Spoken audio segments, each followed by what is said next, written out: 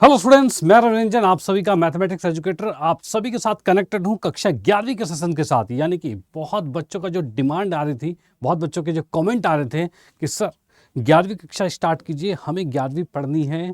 12वीं को तो बहुत ध्यान दे रहे हो, सीयूटी को तो बहुत पढ़ा रहे हो, 11वीं पर भी तो ध्यान दीजिए। तो उन्हीं कमेंट को मद्देनजर रखते हुए यहाँ पर हम सेशन को स्टार्ट कर चुके हैं।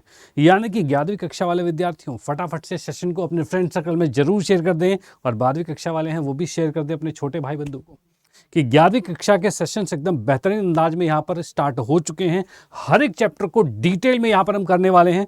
यानी कि हर एक चैप्टर की बात करें तो उसके कॉन्सेप्ट क्या हैं, क्या क्या रूल रेगुलेशन है, कितने टाइप के प्रश्न पूछे जाते हैं, कैसे उसको ईजिएस्ट फॉर्म में किया जाए, क्या शॉर्टकट ट्रिक्स होगी, इन सभी बातों को डिस्कस करते हुए आपके मैथमेटिक्स को बिल्कुल आसान कर देने वाले हैं। इस गणित विषय को बिल्कुल ही सरलतम रूप से समझाने वाले हैं। बस मुद्दा ये है कि आपको रेगुलर कनेक्ट रहना पड़ेगा, डेली क्लासेस देखनी होगी। अगर आप ऐसा करते हो तो उसके बाद भैया आपको टॉप आने से कोई नहीं रोक पाएगा, एकदम तय है, आपके मार्क्स एकदम बूस्टअप हो जाने वाले हैं। तो उसके लिए सेशन को रेगुलर देखना पड़ेगा, नजरें स्क्रीन पर, और उसके बाद सेशन को करें स्टार्ट। बिल्कुल करते हैं और जानते हैं, समझते हैं कि क्या क्या इस टॉपिक के अंदर, जो कि हमारा पहला चैप्टर है, 11वीं कक्षा का फर्स्ट चैप्टर है समुच्चय सेट्स। अब ये सेट्स होता क्या है क्या, इसको जानेंगे डिटेल में एकदम बारीकियों से, स्टेप बाय स्टेप नजरें स्क्रीन पर होनी चाहिए, मजा आने वाला है।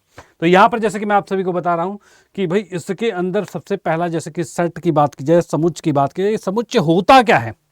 भाई कोई भी टॉपिक जब आप पढ़ रहे हो पहले तो भैया ये पता होना चाहिए कि होता क्या है।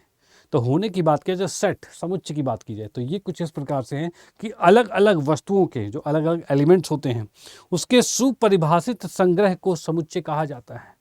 यानी कि आपसे कहा जाए, कोई भी आपके पास जो एलिमेंट अलग अलग दिए हुए हैं, जैसे कि मैं नॉर्मली करूँ वोवल्स है, भाई स्वर पढ़े होंगे, वोवल्स पढ़े होंगे, तो वोवल्स आपने पढ़े हुए हैं नॉर्मली क्या कि सर वोवल्स जो होते हैं वो होते हैं किस प्रकार से।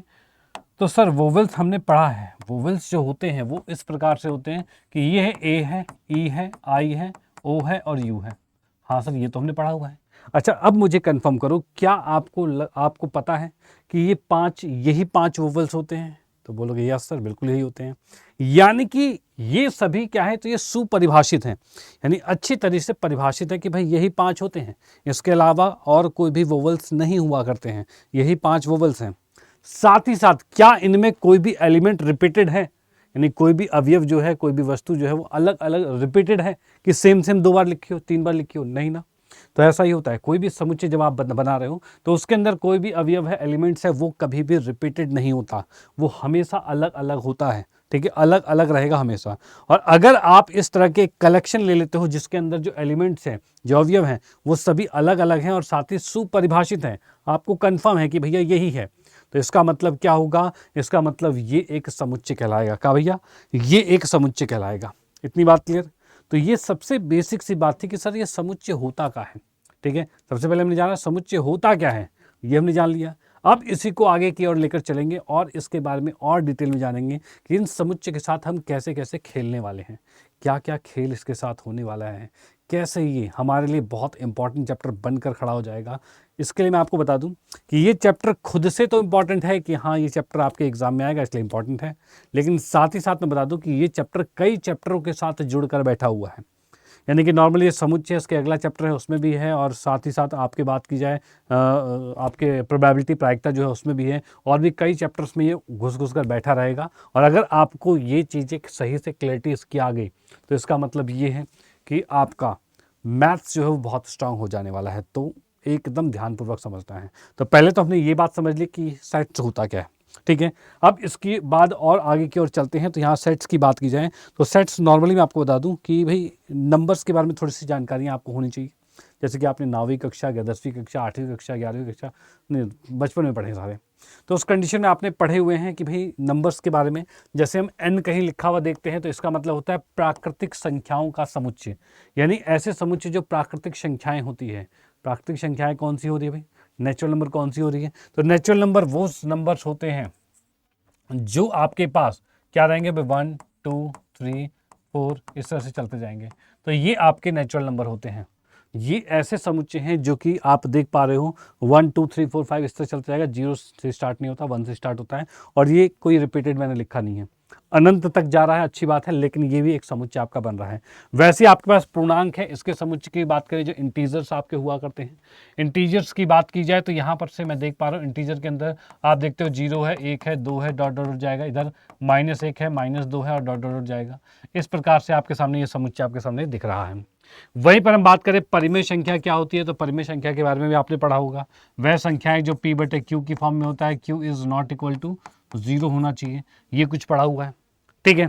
और उसके बाद वास्तविक संख्या, भैया वास्तविक संख्या के बारे में आपको पता ही होगा कि सर जितनी भी संख्याएं आज तक हमने पढ़ी है ना, सभी वास्तविक संख्याएं होती हैं, चाहे वो रूट में हो, चाहे पॉइंट में हो, चाहे बटे में हो, चाहे दशमलव के बाद ख़त्म ही नहीं हो रहे हो, ठीक है। तो ये जैसे भी नंबर्स आपको दिख रहे हो, वो सभी नंबर जो भी आज तक आपने पढ़े हैं वो सभी आपके वास्तविक संख्या होते हैं।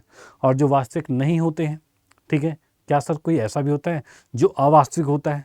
तो बेटा हाँ होता है, लेकिन उसके बारे में अभी तक आपने तो नहीं पढ़ा है, और जब पढ़ोगे तो मैं बताऊंगा, यानी इसी क्लास के चैप्टर आगे हम पढ़ेंगे, ठीक है, कॉम्प्लेक्स नंबर पढ़ेंगे, उसके अंदर हम पढ़ेंगे उसके बारे में, लेकिन वो बाद की बात है, अभी तक तो भैया आपने कुछ नहीं पढ़ा हुआ है, ठीक है। तो यानी कि आप रियल नंबर का मतलब आर का मतलब हो रहा है सभी नंबर्स की हम बात कर रहे हैं। वहीं पर हम जेड प्लस की बात करें, यानी कि ये पूर्णांक में पॉजिटिव वाले पूर्णांक की बात कर रहे हैं, यानी धन पूर्णांकों की बात करें, उसके समुच्चय की बात करें। क्यू पॉजिटिव मतलब ये परिमेय संख्या जो होते हैं, जो बटे वाली संख्या जो थी, ठीक है, ये आपके पॉजिटिव वाले में प्लस लिख देगा, आर पॉजिटिव मतलब प्लस, यानी अगर किसी में प्लस लिखा आ जाए इसका मतलब वो बात कर रहा है उस नंबर के पॉजिटिव नंबर की। सर एन में प्लस काहे नहीं लाए? बेटा एन कभी नेगेटिव होता ही नहीं है, नेचुरल नंबर कभी नेगेटिव होता है, प्राकृतिक संख्या है। प्राकृतिक मतलब जो प्रकृति से निकलती है। प्रकृति से कैसे सर? आपसे कहा जाए गिनती सुनाइए, कैसे सुनाओगे? आप सुनाओगे 1 2 3 4 5 6, यही सुनाओगे? कैसे सुनाते हो? -1 0 2 1 2 3, सॉरी -1 0 1 2 3 4 ऐसे सुनाओगे? नो ना भाई, जो नेचुरली निकलता है, प्रकृति से निकलता है, कैसे 1 2 3 4 5 6 यही निकलता है, इसी को प्राकृतिक संख्या कहा जाता है। वही चीज़ यहाँ पर है, वो नेगेटिव होता नहीं, इसलिए आपको पॉजिटिव के तौर पर वो लिखा नहीं है, ठीक है, डन। तो ये कुछ संख्याएं थी, संख्याओं के बारे में आपको पता होना चाहिए। तो अब आगे की ओर चलते हैं और जानते हैं, समझते हैं आगे क्या चीज़ें हैं जो कि हमें जानना चाहिए। जैसे कि हम यहाँ पर देख पा रहे हैं, यह ध्यान, ये आपको देखो, ये जो टिप्पणी आपको दी हुई है, ये नोट आपको दे रखा है, ये आपके एनसीईआरटी में ही दिया हुआ है कि यह ध्यान रखना चाहिए कि समुच्चय को रोस्टर रूप में लिखते समय किसी अवयव को सामान्यतः दोबारा नहीं लिखा जाता। यानी कि ये जो आप इस तरह से लिख रहे हो ना, इसमें कोई भी एलिमेंट आप दोबारा नहीं लिखोगे, ये बात का ध्यान रखना, जैसे कि अभी थोड़ी देर पहले ही बताया था। अर्थात प्रत्येक अवयव दूसरे से भिन्न होना चाहिए। उदाहरण के तौर पर आपके सामने ये स्कूल लिखा हुआ है, ये एक स्कूल आपके सामने लिखा हुआ है, ठीक है। अब आपसे कहा जाए कि इसके अवयवों का समुच्चय बनाइए, भाई इसके अक्षरों का समुच्चय बनाइए। तो इसके अक्षरों में पहले हमने लिखेंगे क्या? पहले हमने एस लिखा, ये आ गया समुच्चय में, फिर सी लिखा, फिर एच लिखा, फिर ओ लिखा, फिर अगेन ओ लिखना होगा, तो नहीं, 2 बार ओ नहीं लिख सकते, क्योंकि कोई भी एलिमेंट रिपीटेड नहीं होता, दोबारा से अवयव नहीं लिख सकते, दोबारा से कोई भी अक्षर नहीं लिखा जा सकता। तो ये जी ओ दोबारा नहीं लिखेंगे, सीधे एल लिख देंगे, तो ये समुच्चय आ जाएगा जो कि यहाँ पर लिखा हुआ है। अर्थात ये हम इस बात से क्लैरिटी ले चुके हैं कि कभी भी हम कोई भी समुच्चय बनाते हैं तो उसके अंदर कोई भी एलिमेंट जो होता है, अवयव जो होता है, उसे रिपीट नहीं किया जाता, दोबारा नहीं लिखा जाता, ठीक है, एक ही बार लिखा जाएगा, ये बात का ध्यान रखना। ओके डन, ठीक है, एकदम ओके है, ओके। चलो, ये भी बिल्कुल बात क्लियर होती है। अब चलते हैं नेक्स्ट पर। नेक्स्ट हमारे पास आता है कि कभी भी कोई भी जो समुच्चय होता है उसको लिखने के 2 प्रकार होते हैं, या फिर वो रोस्टर फॉर्म में होगा, अर्थात हम देख पा रहे हैं रोस्टर फॉर्म हो गए, या फिर वो क्या है, निर्माण रूप यानी सेट बिल्डर फॉर्म होता है। ये 2 रूप होते हैं, या रोस्टर फॉर्म में होगा या फिर सेट बिल्डर फॉर्म में होगा, ठीक है, यानी निर्माण रूप में होगा। सर ये दोनों रूप कैसे होते हैं, ये लिखने का तरीका क्या है?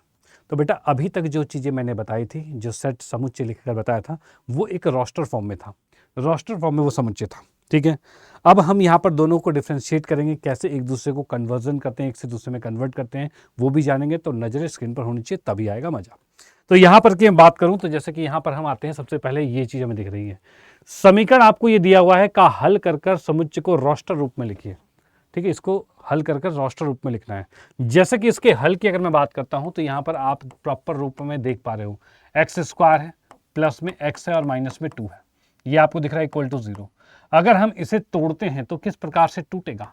तो ये आपके पास टूट जाएगा x + 2 और x - में 1 इक्वल टू 0, यही हो रहा भाई, x² - x 2x, x ही बचेगा और ये -2। हाँ ठीक है, यहाँ से अगर मैं x का मान निकालता हूँ तो मुझे क्या दिख रहा है, यहाँ से 1 आएगा और यहाँ से -2 आएगा, यानी इसके बराबर 0 रखोगे तो -2 आएगा, इसके बराबर 0 रखोगे तो 1 आएगा। ये तो आपने 9वीं कक्षा में पढ़ा हुआ है कि नहीं? भाई इस तरह से गुणनखंड करना तो 9वीं कक्षा में पढ़ा हुआ है। यहाँ से x के 2 मान निकल चुके, 1 और -2।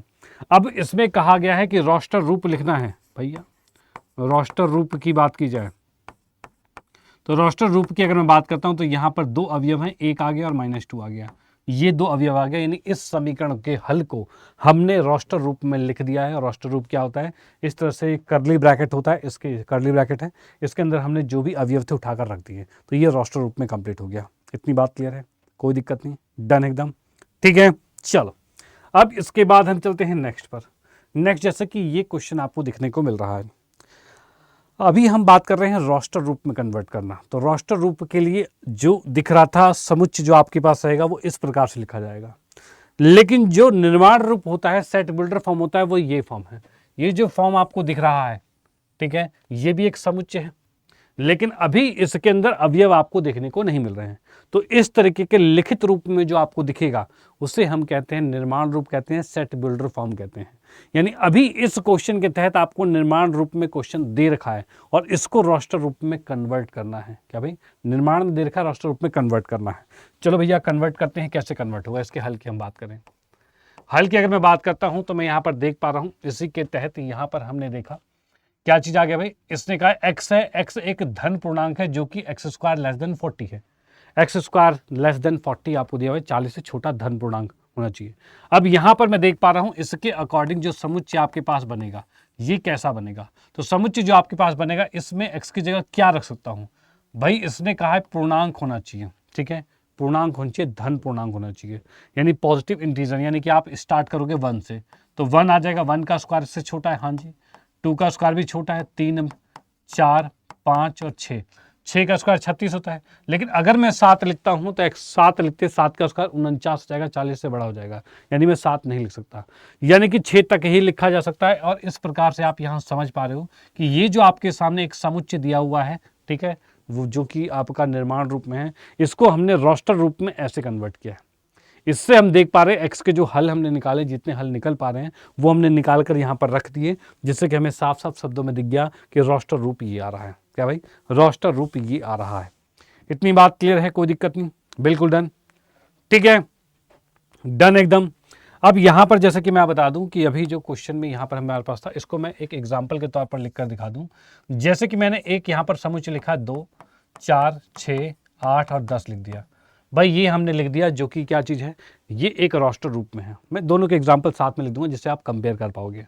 यहां पर मैं लिखता हूं भाई x है, और x क्या दे रखा है, सम संख्या है,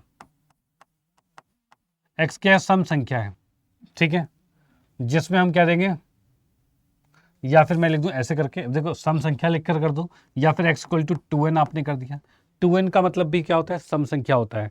जबकि मैं यहाँ पर देख पा रहा हूँ कि n जो है वो आपका क्या आ रहा है, n आपका नेचुरल नंबर आ रहा है, ये जो छोटा लाइन है ये नेचुरल नंबर प्राकृतिक संख्या आ रहा है, और साथ ही साथ ये n जो है ये आपका लेस देन, किसके लेस देन होना चाहिए, तो ये भाई लेस देन इक्वल टू हम कह सकते हैं भाई किसके, 5 के, ये आ गया। अब देखो क्या चाहिए, ये जो मैंने लिखा है ये इसी को परिभाषित कर रहा है, ये इसी को परिभाषित कर रहा है, ये नंबर्स के तौर पे आ रखा है, और ये आपका पूरे समुच्चय कौन से फॉर्म में है, तो ये आपका सेट बिल्डर फॉर्म में है। आप देख पा रहे हो कि आप नेचुरल नंबर 1 से लेकर 5 तक ले सकते हो, ठीक है, नेचुरल नंबर कहा गया, नहीं 1, 2, 3, 4, 5 की ही बात कर रहे हो, ये लोगे, और उसका यहां पर यूज करोगे तो अगर आप 1 रखते हो तो 2 1 में 2 आएगा, 2 रखते हो तो 2 दूनी 4 आएगा, 3 पर 6 आएगा, 4 पर 8 आएगा, 5 पर 10 आएगा, और आप 5 तक ही ले सकते हो। तो यानी ये जो स्टेटमेंट लिखी हुई है ये भी इसी बात को बता रहा है। यानी कि अगर कोई चीज लिखित रूप में लिखे हुए मिल जाए तो वो आपका है किसे भाई, सेट बिल्डर फॉर्म है, और जो आपका कर्ली ब्रैकेट में सिर्फ एलिमेंट लिखे हुए हैं, सिर्फ अवयव लिखे हुए हैं, तो वो आपका रोस्टर रूप है। इतनी बात क्लियर, डन, ठीक है, ये बात बिल्कुल क्लियर होती है, ओके, चलो बहुत बढ़िया। अब हम आते हैं नेक्स्ट पर, नेक्स्ट की बात करते हैं आगे क्या रहने वाला है। ये एक क्वेश्चन आपके सामने आ गया है जिसमें कि मैं देख पा रहा हूं कि आपके सामने एक रोस्टर रूप लिखा हुआ है। अब इसको निर्माण रूप में कन्वर्ट करना है। क्या भैया, निर्माण रूप में कन्वर्ट करना है। इसको हम हल करते हैं, निर्माण रूप में कैसे कन्वर्ट किया जाएगा मैं आपको बता रहा हूं। आपके एग्जाम में, फाइनल एग्जाम जो आएगा उसमें भी देख लेना, जो पिछले एग्जाम हुए थे उसमें भी देख लेना, ये वाले क्वेश्चन बनते ही बनते हैं, ठीक है, छोटे क्वेश्चन होते हैं लेकिन बनते हैं। बिल्कुल आपको आने चाहिए। ये समुच्चय आपको दे रखा है 1, 4, 9, 16, 25 तरह से चलता जा रहा है। इसको थोड़ा सा ध्यानपूर्वक देखिए, कुछ इससे लॉजिक समझ में आ रहा है कि किस प्रकार से बढ़ रहा है। सर ये 1 के बाद 4 हो गया, 4 के बाद 9 हो गया, 9 के बाद 16, समझ में नहीं आ रहा। अरे भैया समझिए, थोड़ा ध्यानपूर्वक ध्यान लगाइए। तो ये ध्यानपूर्वक देखा जाए तो ये 1 का वर्ग है, ये 2 का वर्ग है, 3 का वर्ग है, 4 का वर्ग है, 5 का वर्ग है, इस तरह से बढ़ता जा रहा है। अरे वाह सर, बिल्कुल सही बात है। अब इसको अगर मैं लिखना चाहूँ तो समुच्चय कैसे लिखा जाएगा? यहाँ से मैं लिखता हूँ कि भाई x जो है वो क्या है, x इक्वल टू में n का स्क्वायर है, n का स्क्वायर है। और n क्या है तो आप यहाँ पर देख पा रहे हो 1, 2, 3, 4, 5 इस तरह से बढ़ता जा रहा है, उसके आपके वर्ग दिए गए हैं। यानी कि आपका ये जो n है ये आपका बिलोंग कर रहा है नेचुरल नंबर में, यानी प्राकृतिक संख्या में बिलोंग कर रहा है। यानी इसी को आप इसके द्वारा डिफाइन कर रहे हो, परिभाषित कर रहे हो कि भाई आपका x का मान जो है वो n का स्क्वायर रहेगा। n क्या है तो नेचुरल नंबर, यानी हर एक प्राकृतिक संख्या के स्क्वायर को यहाँ पर रिप्रेजेंट किया गया है। और वही चीज़ है, 1 का स्क्वायर 1, 2 का स्क्वायर 4, 3 का स्क्वायर 9, ठीक है, 4 का स्क्वायर 16, 5 का 25, इस तरह से चलता जा रहा है। डन, कोई दिक्कत नहीं, एकदम ओके है। चलो अब अगला आपके सामने दिख रहा है ये चीज़। भाई एक समुच्चय आपको दिखा है, इसको भी आपको निर्माण रूप में कन्वर्ट करना है। इसको किस प्रकार से कन्वर्ट करेंगे तो इसकी अगर मैं बात करता हूँ तो यहाँ पर आप देख पा रहे हो इसके हल के अंदर आपके सामने दिया हुआ है 1, 2, 2, 3, 3, 4, 4, 5, 5, 6, 6, 7 सच चल रहा है। यानी कि आप यहाँ पर देख पा रहे हो कि x जो आपके पास है ये आपके पास इक्वल टू दे रखा है n है और नीचे n प्लस में 1 दिया हुआ है। n है और n प्लस 1, यानी कि जो नंबर ऊपर लिखोगे उससे एक ज़्यादा नीचे लिखोगे। वही चीज़ है, आप यहाँ n लिख रहे हो यहाँ n प्लस 1 लिख रहे हो, यही हो रहा है। 1 का 2, 2 के साथ 1 बढ़ गया 3, इस तरह से एक एक बढ़ता जा रहा है। और ये कहाँ तक जा रहा है तो आप इसमें 6 तक लेकर जा रहे हो। यानी आप इसमें कहोगे n जो है वो आपका एक नेचुरल नंबर है और साथ ही साथ n जो है वो लेस देन इक्वल टू 6 आपको दिया हुआ है। यानी आप एक प्राकृतिक संख्या रखोगे जो कि 1, 2, 3, 4, 5, 6, 7, 8 ऐसे होता है, लेकिन 7, 8 तक नहीं जाओगे, 6 या 6 से छोटे के तक ही जाओगे। तो 6 के बराबर तक भी कहा गया है, यानी कि आप 1, 2, 3, 4, 5, 6 तक कर सकते हो। अगर 1 रखते हो, अगर आप 1 रखते हो तो 1/2 आएगा, 2 रखोगे तो 2/3 आएगा, 3 रखोगे 3/4 आएगा। इस तरह से आपकी ये सीरीज बनकर तैयार हुई है। इतनी बात क्लियर है, कोई दिक्कत नहीं, बिल्कुल डन, ओके, एकदम ओके हुई बात, कोई दिक्कत नहीं है। चलो अब इसके बाद हम चलेंगे नेक्स्ट पर। नेक्स्ट जैसे कि ये आपके सामने क्वेश्चन दिया हुआ है, इसमें आपको जोड़े मिलाने तौर पर दिया हुआ है कि भाई बाईं और आपके दे रखे हैं रोस्टर रूप और दाईं और आपको दे रखे हैं निर्माण रूप, ठीक है। अब इनको मैच द फॉलोइंग करना है, यानी कि आपको ये समुच्चय दिया हुआ है किसके, इसका निर्माण रूप कौन सा वाला है। तो भाई प्रिंसिपल है तो धन पूर्णांक तो होगा नहीं सर, प्रिंसिपल यहाँ पर लिखा हुआ है, हाँ ये आपका इससे मिलता है। अगर सिर्फ जीरो की बात करूँ, जीरो कहाँ पर देखने को मिल रहा है तो कहीं पर देखने को मिल रहा है, तो आप यहाँ पर देखोगे x का मान यहाँ से निकालूं तो 1 उधर जाएगा तो 0 आएगा, x का मान 0 आएगा। यानी ये जो 0 वाला है वो मुझे c पर देखने को मिल रहा है, बिल्कुल करेक्ट। नेक्स्ट क्वेश्चन में कहा गया है, देखो ये वाला मैं देखता हूँ, x स्क्वायर इक्वल टू 9 है, 9 उधर जाओगे तो x स्क्वायर के बराबर में आ जाएगा 9 और x का मान कितना आएगा तो +-3 आ जाएगा। कहीं पर दिख रहा है +-3? हाँ जी सर ये दिख रहा है, यानी कि इससे आपके पास इस पर आ चुका है, ठीक है, डन। उसके बाद 1, 2, 3, 6, 9, 18 दे रखा है। x एक धन पूर्णांक है जो 18 का भाजक हो। 18 का भाजक क्या होता है तो 18 का भाजक 1 होता है, 2 होता है, 3, 6, 9, 18, ये सभी 18 को विभाजित कर सकते हैं, यानी कि ये इसके अकॉर्डिंग आपका ये वाला करेक्ट होता है। इस प्रकार से आप देख पा रहे हो कि कैसे रोस्टर और सेट बिल्डर आपस में कन्वर्ट हो रहे हैं। यहाँ से तो क्लैरिटी मिल गई होगी, बिल्कुल क्लैरिटी मिल गई। तो एक बार फटाफट से कमेंट बॉक्स में कमेंट कर दें कि यस सर क्लैरिटी बिल्कुल मिल चुकी है, कोई दिक्कत नहीं है, ठीक है, कोई दिक्कत नहीं है, एकदम क्लैरिटी मिल चुकी है, ओके। अब इसके बाद हम यहाँ पर आएंगे, एक मिनट, ये क्वेश्चन पर आते हैं। ये क्वेश्चन क्या कह रहा है, ये आपसे कह रहा है, ये जो सिंबल आपको दिख रहा है ना, सिंबल, सिंबल मतलब ये आपका बिलोंग्स है या फिर आपका है नॉट बिलोंग्स है। ये सिंबल को ध्यान रखते हुए आपको इसके अंदर रखना है, नहीं कि कुछ सिंबल्स का आपको यूज करना आना चाहिए। बिलोंग्स का मतलब क्या होता है, बिलोंग्स का मतलब होता है क्या ये 5 एक जो अवयव है वो इस समुच्चय के अंदर है कि नहीं, ये जो 5 एलिमेंट इस सेट के अंदर है कि नहीं, ठीक है। तो 5 है क्या इसमें, हाँ सर है, यानी कि मैं इसमें कहूँगा यस सर बिलोंग कर रहा है। 8 इसमें है तो नहीं है, तो नॉट बिलोंग्स टू हो जाएगा। 0 है तो नहीं है, नॉट बिलोंग्स टू हो जाएगा। 4 है तो हाँ जी सर है, 2 है तो हाँ जी सर है, और 10 है तो भाई बिल्कुल भी नहीं है। तो इस प्रकार से आप बिलोंग्स और नॉट बिलोंग्स कर सकते हो, ठीक है। इतनी बात क्लियर, कोई दिक्कत नहीं, एकदम डन होगी बात, ठीक है। अब इसके बाद एक और बढ़िया सा क्वेश्चन हम देख लेते हैं जो कि हमारे सामने है। हम्म।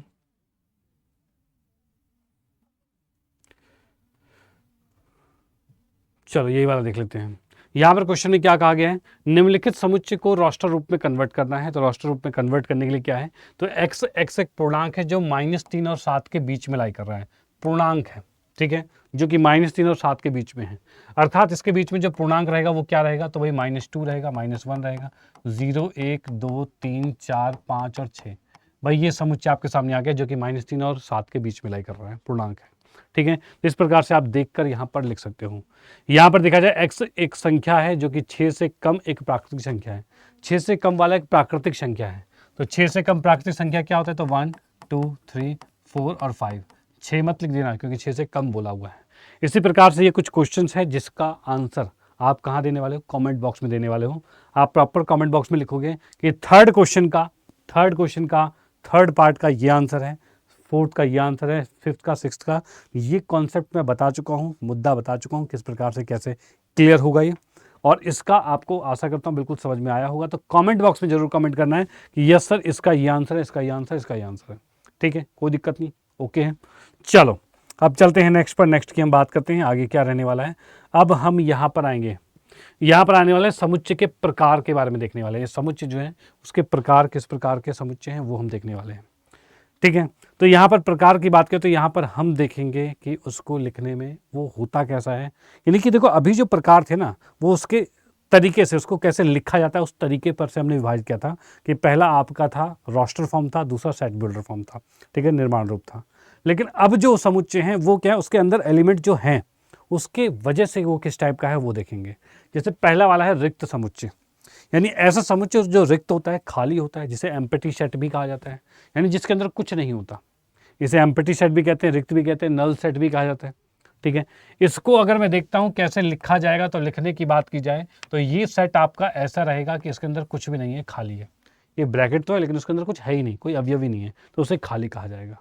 या फिर इसे कहा जाता है किस प्रकार से, या फिर इसे कहा जाता है इस तरह से फाई कहा जाता है, या फिर इसे फाई कहा जाता है। यानी ये फाई जो लिखा है ये भी आपका रिप्रेजेंट कर रहा है एम्प्टी सेट को, रिक्त समुच्चय को, और ये भी रिक्त समुच्चय को रिप्रेजेंट कर रहा है, ठीक है, इसमें कोई दिक्कत नहीं, एकदम ओके। जैसे कि मैं यहाँ पर की बात करता हूँ, रिक्त समुच्चय एक समुच्चय जिसमें एक भी अवयव नहीं होता वो रिक्त समुच्चय या शून्य समुच्चय कहा जाता है, ये बात का ध्यान रहे, ठीक है। और इसको आप देख पा रहे हो, इसका एग्जाम्पल जो है वो एग्जाम्पल इस प्रकार से कि ये इस प्रकार से खाली रहेगा या फिर ये फाई रहेगा। चलते हैं नेक्स्ट पर। अच्छा एक इस पर मैं बता भी दूं, जैसे कि आपसे कहा जाए एक आपको दिया हुआ है समुच्चय इस प्रकार से, एक ये विषम संख्या है, 2 से विभाजित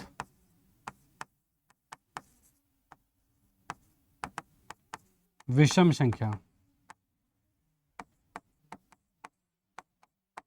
ठीक है।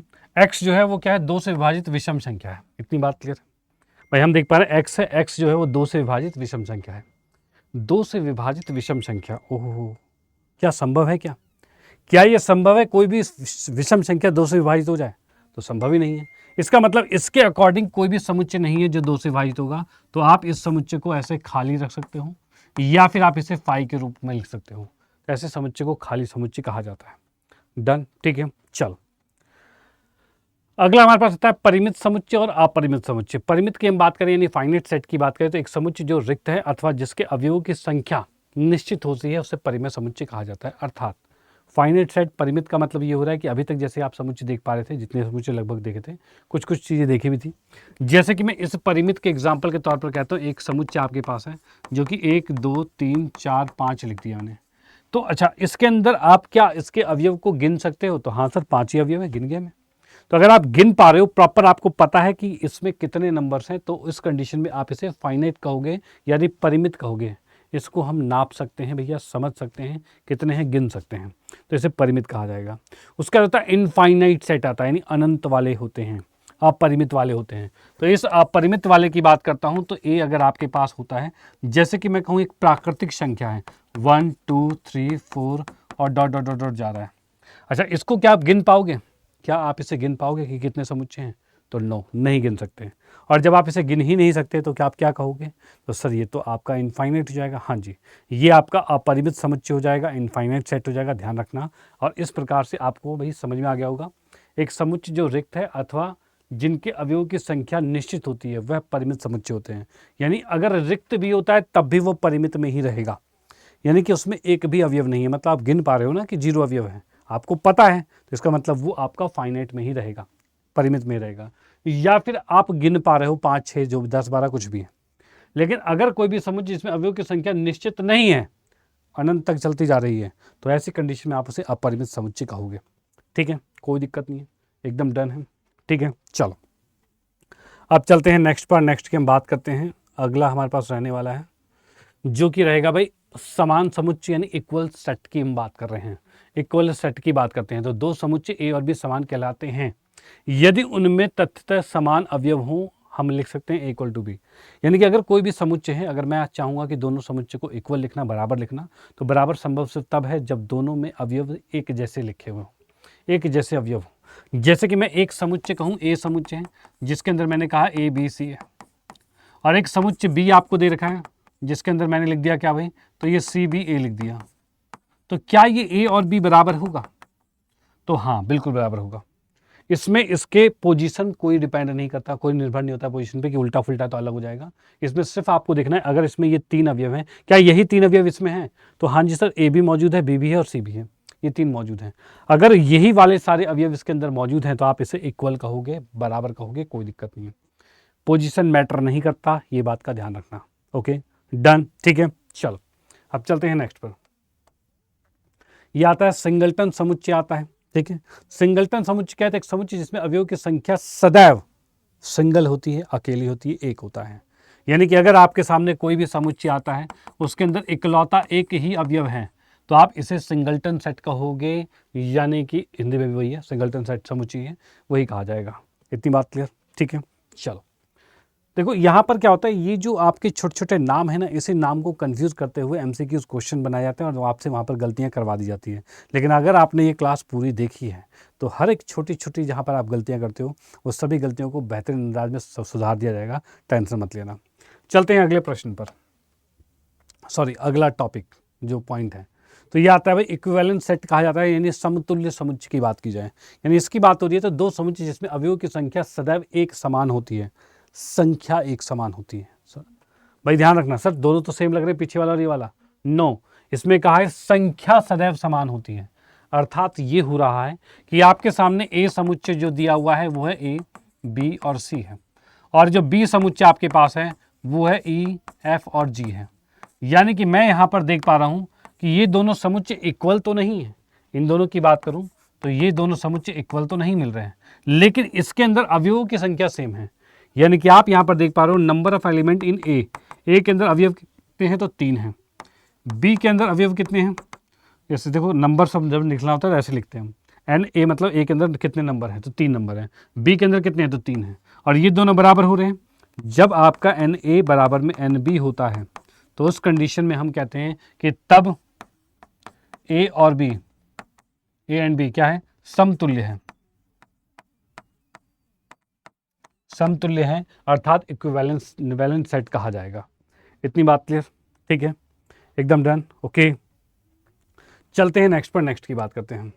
अगला एक कुछ क्वेश्चंस हैं जो कि आपने एनसीईआरटी में भी देखे होंगे, उसी को आधार पर हम यहाँ पर देख रहे हैं कि क्वेश्चंस किस प्रकार से क्या कह रहे हैं। तो इसने कहा निम्नलिखित कौन से समुच्चय हैं, अपने उत्तर का औचित्य दीजिए, रीजन के साथ बताइए।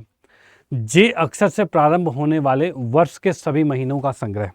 अब जे से कौन सा होता है, तो सर जे से जनवरी होता है, फरवरी मार्च अप्रैल मई जून होता है, फिर जुलाई होता है, फिर अगस्त सितंबर अक्टूबर नवंबर दिसंबर, नहीं, जनवरी जून जुलाई, ये 3 महीने होते हैं जो कि आपके इसके द्वारा समुच्चय बन रहे हैं।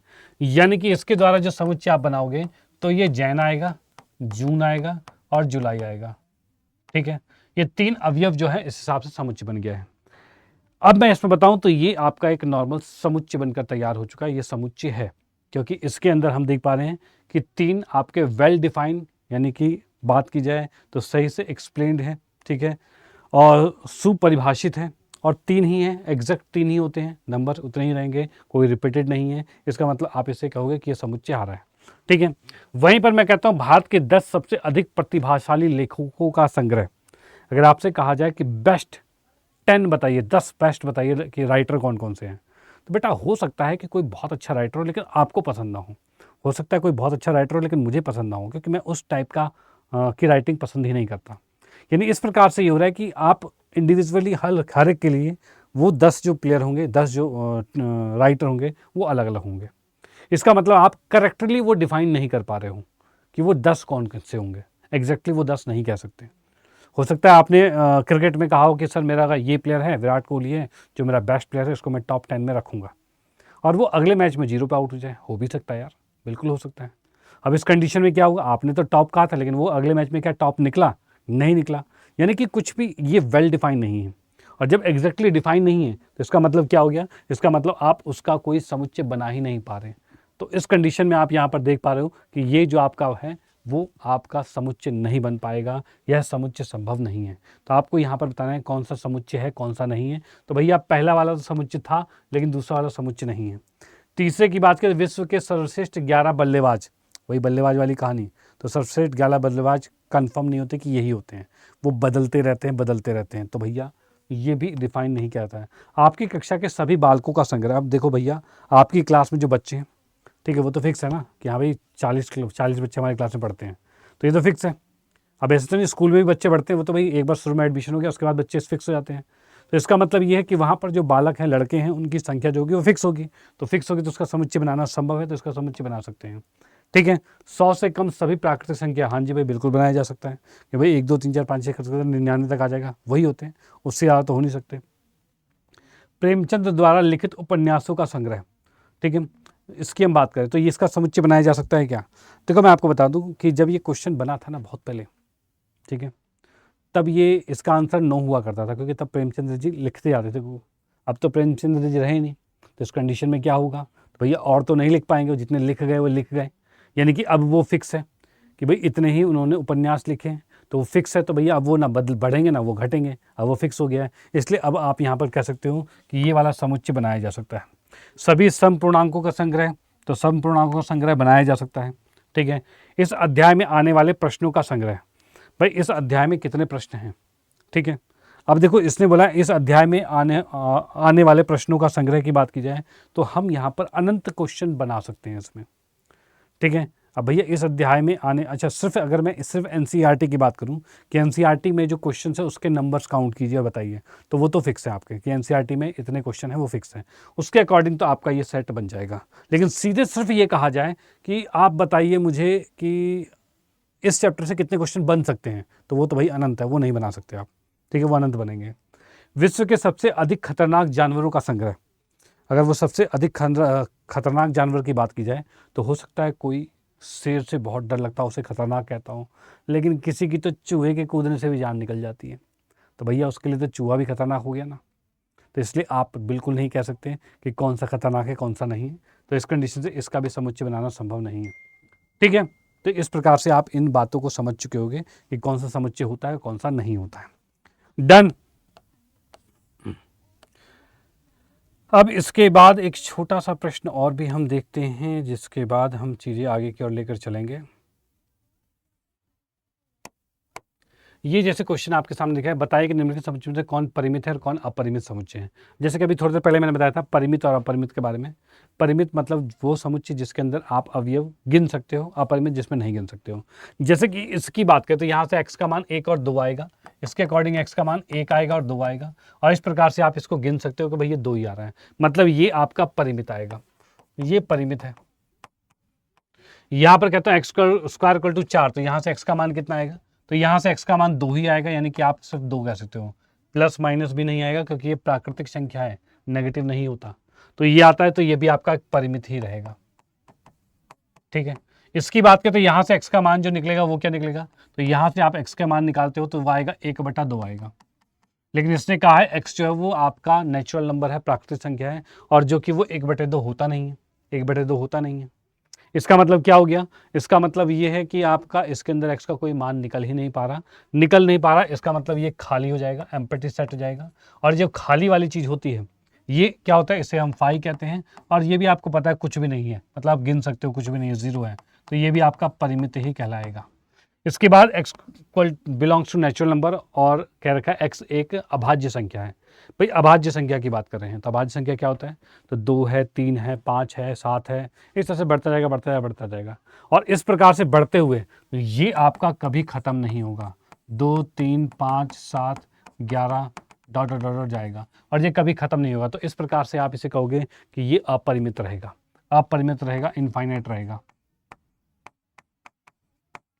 अपरिमित समुच्चय रहेगा। इतनी बात क्लियर, ठीक है। इसके बाद नेक्स्ट आता है x belongs to natural number आता है और आपका x विषम संख्या है। इसका मतलब इसका जो समुच्चय बनेगा 1, 3, 5, 7, 9, 11 डॉट डॉट डॉट जा रहा है और ये भी आपका कभी ख़त्म नहीं होगा, इसलिए आप भी इसे अपरिमित कहोगे,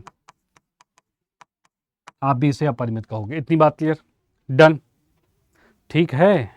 कहा भैया मज़ा आ रहा है, आ रहा है मज़ा, तो भैया लाइक काहे नहीं किया अभी तक, फटाफट से लाइक करो और सेशन को अपने फ्रेंड सर्कल में ज़रूर शेयर करना कि उनको भी इसका फ़ायदा मिल पाए। ओके, तो आगे की ओर बढ़ते हैं, आगे देखते हैं, जानते हैं, समझते हैं कि आगे क्या रहने वाला है। यहाँ से मैं देख पा रहा हूँ अगले के लिए समान समुच्चयों की बात की जाए, समान समुच्चयों के युग्म को छाटिए। जो समुच्चय समान है, इक्वल है, वो हमें छाटना है। तो जैसे ए की बात करूँ तो ए के अंदर एक अवयव है 0, इसके अंदर कितना है, तो इसने कहा हुआ है बी के अंदर x जो है ग्रेटर देन 15 है और x जो है वो लेस देन 5 है। यानी हमें वो संख्या चाहिए जो 15 से बड़ी हो और 5 से छोटी हो। क्या कह रहा है सर ये तो उल्टा फुल्टा कह रहा है, ऐसा कोई संभव ही नहीं है कि 15 से कोई बड़ी संख्या अगर मैं 16 लेता हूँ तो क्या वो 5 से छोटी होगी।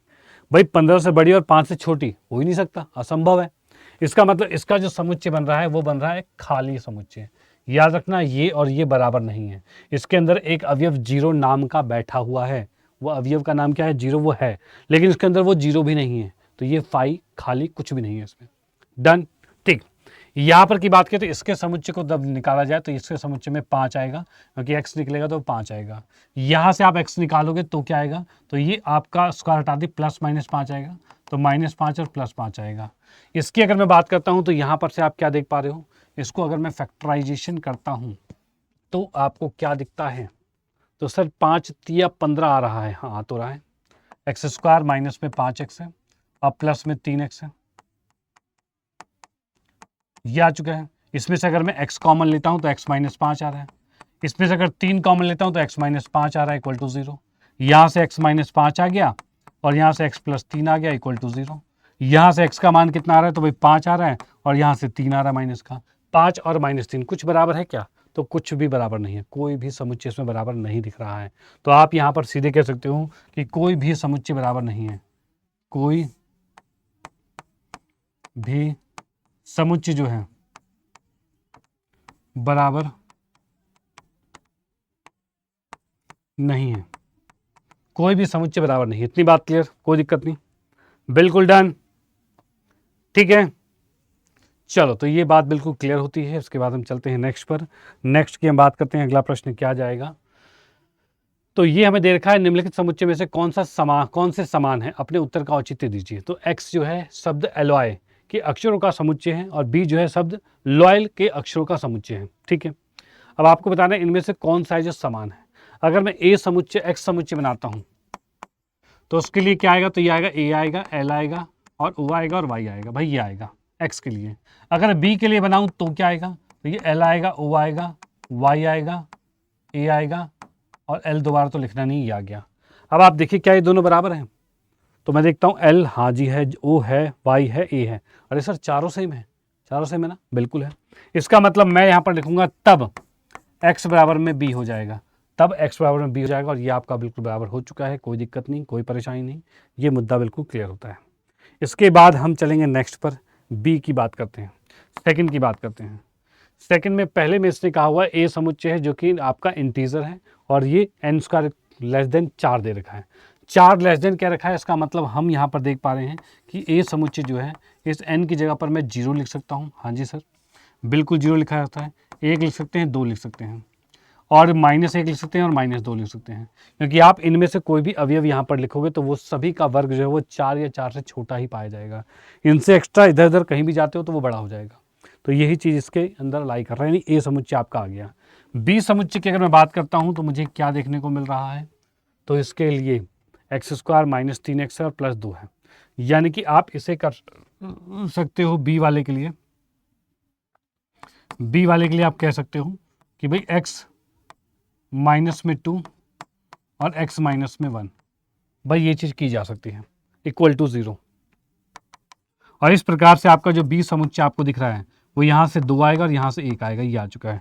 क्या ये आपका बराबर है? तो नो, ये बराबर नहीं है। A is not equal to B, A आपका बी के बराबर नहीं होगा। इतनी बात क्लियर? क्योंकि इसके अवयव बराबर नहीं है, सेम नहीं है। डन, ठीक है, कोई दिक्कत तो नहीं, कोई दिक्कत परेशानी तो नहीं आई है। ओके, बिल्कुल ओके है। चलो अब चलते हैं नेक्स्ट पर। नेक्स्ट की हम बात करते हैं आगे क्या रहने वाला है। निम्नलिखित में से कौन रिक्त समुच्चय उदाहरण के साथ लिखिए। भाई इनमें से कौन सा जो है रिक्त समुच्चय ये आपको बताना है। तो जैसे कि पहले प्रश्न में पहले में दे रखा है 2 से भाज्य विषम प्राकृतिक संख्या, तो भैया विषम संख्या 2 से भाज्य होगी क्या? नहीं होगी। तो ये आपका क्या है? तो रिक्त समुच्चय है, रिक्त समुच्चय, क्योंकि कोई भी विषम प्राकृतिक संख्या है ही नहीं जो 2 से विभाजित हो जाएगी। इसके अंदर सम अभाज्य संख्या कौन कौन से होते हैं? तो सर सम भी और अभाज्य भी हो, तो वो तो होता है, कौन सा होता है? तो 2। यानी कि इसका समुच्चय जो बन रहा है इसमें 2 आ रहा है। ये आपका रिक्त था, ये आपका रिक्त नहीं है, ठीक है। और बाकी बचे 2, इन दोनों को कमेंट बॉक्स में कमेंट करना है कि इस क्वेश्चन का ये आंसर है, ठीक है, इस क्वेश्चन का ये आंसर है। इसको कमेंट बॉक्स में कमेंट करना है जिससे मुझे भी पता लग पाए कि हाँ जी तुम भी पढ़ रहे हो, एकदम पढ़ रहे हो, समझ रहे हो, ये चीज़ पता चल जाएगा। डन, चलो चलते हैं नेक्स्ट पर। नेक्स्ट की हम बात करते हैं। तो नेक्स्ट भी आपका ये वाला क्वेश्चन, ये भी आपको खुद ही करना है, ये भी खुद ही करना है और बताना है कि आपको समझ में आ रहा है कि नहीं आ रहा है, ठीक है। चलो अब आते हैं नेक्स्ट पर। अब आता है नेक्स्ट हमारा टॉपिक। अभी तक जो चीज़ें चल रही थी वो बेसिक वाली चीज़ें चल रही थी कि ये बिल्कुल हलवा वाली चीज़ थी, बेसिक वाली चीज़ थी, लेकिन पेपर में तो आता है। अब उसी को थोड़ा सा और एडवांस लेकर आते हैं और थोड़े से एक लेवल को और आपको किया जाता है। और अब करने पर मैं यहाँ पर देखूंगा तो यहाँ पर हमारे पास टॉपिक जो आते हैं, एक है आपका उपसमुच्चय यानी सबसेट की बात करते हैं, वो क्या होता है। फिर उचित उपसमुच्चय यानी प्रॉपर सबसेट क्या होता है। फिर घात समुच्चय पावर सेट क्या होता है। फिर अधिसमुच्चय सुपर सेट क्या होता है। अंतराल आर के उपसमुच्चय के रूप में इंटरवल और as a subset of R क्या होता है। सार्वत्रिक समुच्चय क्या होता है, यूनिवर्सल सेट क्या होते हैं। इन सभी के बारे में एक एक करके हम जानने वाले हैं, ठीक है। तो नज़रें एकदम स्क्रीन पर होनी चाहिए। जैसे कि सबसे पहले मैं आपको बताऊं कि उपसमुच्चय, उपसमुच्चय से तात्पर्य ये है कि आप इसमें कहोगे कि भाई अगर आपके सामने ए समुच्चय दे रखा है जो कि है 2 3 4 और बी समुच्चय आपको दे रखा है वो है 1 2 3 4 5 6, तो इसके अंदर आप देखते हो कि ए जो है वो बी के अंदर मौजूद है, ए जो है वो बी के अंदर मौजूद है, यानी A is a subset of B. भाई इस तरह से लिखोगे, ए जो है वो बी का सबसेट है, ये आप यहाँ पर देख पा रहे हो, ठीक है भाई। ए जो है वो बी का सबसेट है, ए का जो अवयव है वो सभी बी के अंदर मौजूद है। अगर ये सभी के सभी बी के अंदर मौजूद हो जाते हैं, कहा कह रहा हूँ भाई, सभी के सभी बी के अंदर मौजूद हो जाते हैं, तो इसका मतलब आप देख पा रहे हो ए बी का उपसमुच्चय है, सबसेट है। बात समझ में आ गई? सिंपल सी बात है, ए बी का सबसेट है मतलब ए के सारे अवयव बी के अंदर मौजूद हैं, ठीक है। तो आप कहोगे ए बी का उपसमुच्चय है। इतनी बात क्लियर, कोई दिक्कत नहीं, डन होगी बात, ठीक है। अगला आता है प्रॉपर सबसेट की बात करते हैं। प्रॉपर में क्या होता है, यहाँ पर आपको देखने को मिलेगा कि एकदम इक्वल फॉर्म में आपको देखने को मिल जाएगा। प्रॉपर के तौर पर यहाँ पर आप देख पा रहे हो कि इसके अंदर तो आपके, इसके अंदर क्या होंगे आपके इक्वल टू। अच्छा, इसमें एक और चीज़ आपको ध्यान रखना है कि ये आपके पास इस तरह से सबसेट भी हो सकता है और ये इक्वल टू तौर पर भी हो सकता है, ठीक है। लेकिन यहाँ पर आपका जो रहेगा ये आपका जस्ट सबसेट के तौर पर ही रहेगा, ए के अवयव बी के अंदर मौजूद रहेंगे, ये बात का ध्यान रखना। प्रॉपर सबसेट रहेगा यानी सिर्फ ए के बी के अंदर मौजूद होंगे, बराबर नहीं होगा, ठीक है। चलते हैं नेक्स्ट पर। घात समुच्चय की हम बात करते हैं। घात समुच्चय क्या रहने वाला है, पावर सेट क्या रहने वाला है। तो भाई पावर सेट की अगर मैं बात करता हूं, जैसे कि मेरे पास एक समुच्चय है, ए समुच्चय दिया हुआ है जो कि 1 2 और 3 है। इसके बाद अगर मैं इसके निकालना चाहूं, कितने उपसमुच्चय निकल सकते हैं भाई, क्या कितने उपसमुच्चय इसके निकल सकते हैं। तो यहाँ पर की अगर मैं बात करूँ तो यहाँ पर मैं देख पा रहा हूँ ए के अंदर इसके उपसमुच्चय जो बन रहे हैं वो या फिर 1 रहेगा, या फिर 2 रहेगा, या फिर 3 रहेगा। ये जो है वो इसके उपसमुच्चय हैं, ठीक है। या फिर मैं कहूँ तो 1 2 जो है, 1 और 2 की बात की जाए तो ये भी इसी के अंदर मौजूद है सर, बिल्कुल है। उसके बाद हम बात करें 2 और 3 है, ये भी इसके अंदर मौजूद है, हाँ जी मौजूद है। फिर उसके बाद 1 और 3 है, ये भी इसके अंदर मौजूद है, हाँ जी ये भी मौजूद है, ठीक है। उसके बाद फाइनली एक और की बात की जाए तो ये आ रहा है 1 2 3, ये जो टोटल पूरा है ये भी इसके अंदर मौजूद है, हाँ जी सर ये भी मौजूद है। उसके बाद लास्टली की बात करूँ तो लास्टली आपके पास बनता है फाई।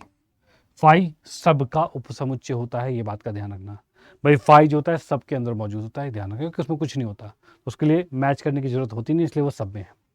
इस प्रकार से ये आपके पास टोटल ऐसे उपसमुच्चय आ गए जो कि इसी के उपसमुच्चय हैं, इसी के उपसमुच्चय हैं।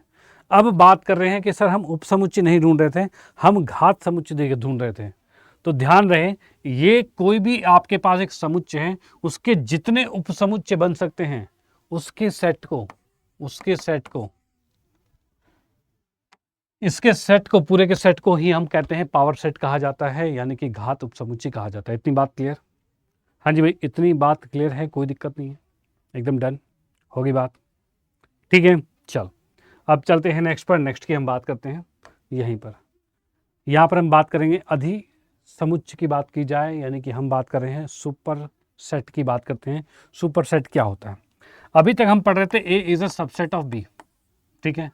और अगर मैं कहता हूं यही चीज उल्टी फॉर्म में, B is a subset of A, ऐसा कहा जाए। अगर ये सबसेट उल्टे के तौर पर हो गया, उल्टे के तौर पर का मतलब ये है कि मैं यहाँ पर एक एग्जाम्पल के तौर पर कहूँ ए समुच्चय आपके पास है 1 2 3 4 और 5 है, और बी समुच्चय आपके पास क्या है, ये आपको दे रखा है 1 2 3 दे रखा है। इस कंडीशन पे आप देख पा रहे हो कि मैं कहूंगा कि बी जो है ये सबसेट है ए का, बी सबसेट है ए का, ठीक है। इसको लिखूंगा भाई बी ए का उपसमुच्चय है। भाई ये तो हमने पढ़ा था, ए इसका उपसमुच्चय है, ये हमने पढ़ा था। लेकिन वहीं पर इसी को दूसरी बात से आप लिखोगे कि ए जो है वो इस प्रकार से लिख सकते हो, ए के अंदर बी मौजूद है। ये उल्टा करके लिख रहा हूं, इसका मतलब आप लिखोगे ए जो है वो बी का, भाई ए जो है वो बी का अधि उपसमुच्चय है, अधि उप समुच्चय है, यानी कि आपका ये सुपरसेट कहलाएगा। सिंपल सी कहानी है। आप कहते हो कि बी ए का सबसेट है तो भाई ए बी का सुपरसेट होगा, एक दूसरे के उल्टे होते हैं, एक दूसरे के उल्टे होते हैं, ध्यान रखना। अगर बी ए का सबसेट है तो ए बी का सुपरसेट है, बी ए का उपसमुच्चय तो ये इसका अधि उपसमुच्चय हो जाएगा, बस ठीक है। इतनी सी बात है और कोई दिक्कत नहीं, डन ओके। चल अब इसके बाद हम यहां पर चलते हैं नेक्स्ट पर।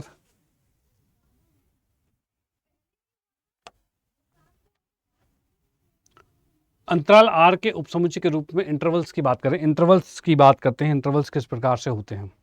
देखो एक चीज़ का बिल्कुल ध्यान रखना, इंटरवल्स की अगर बात की जाए तो इंटरवल्स के तौर पर आपको सीखने का कुछ इस प्रकार से तरीका है कि आपके पास अगर दिखता है एक्स जो है वो लेस देन,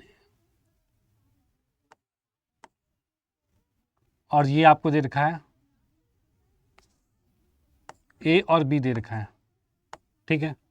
इस कंडीशन में इसका जो इंटरवल बनेगा वो इंटरवल क्या बनेगा, तो ये बनेगा ए से बी तक बनेगा, और वो भी ओपन ब्रैकेट के साथ।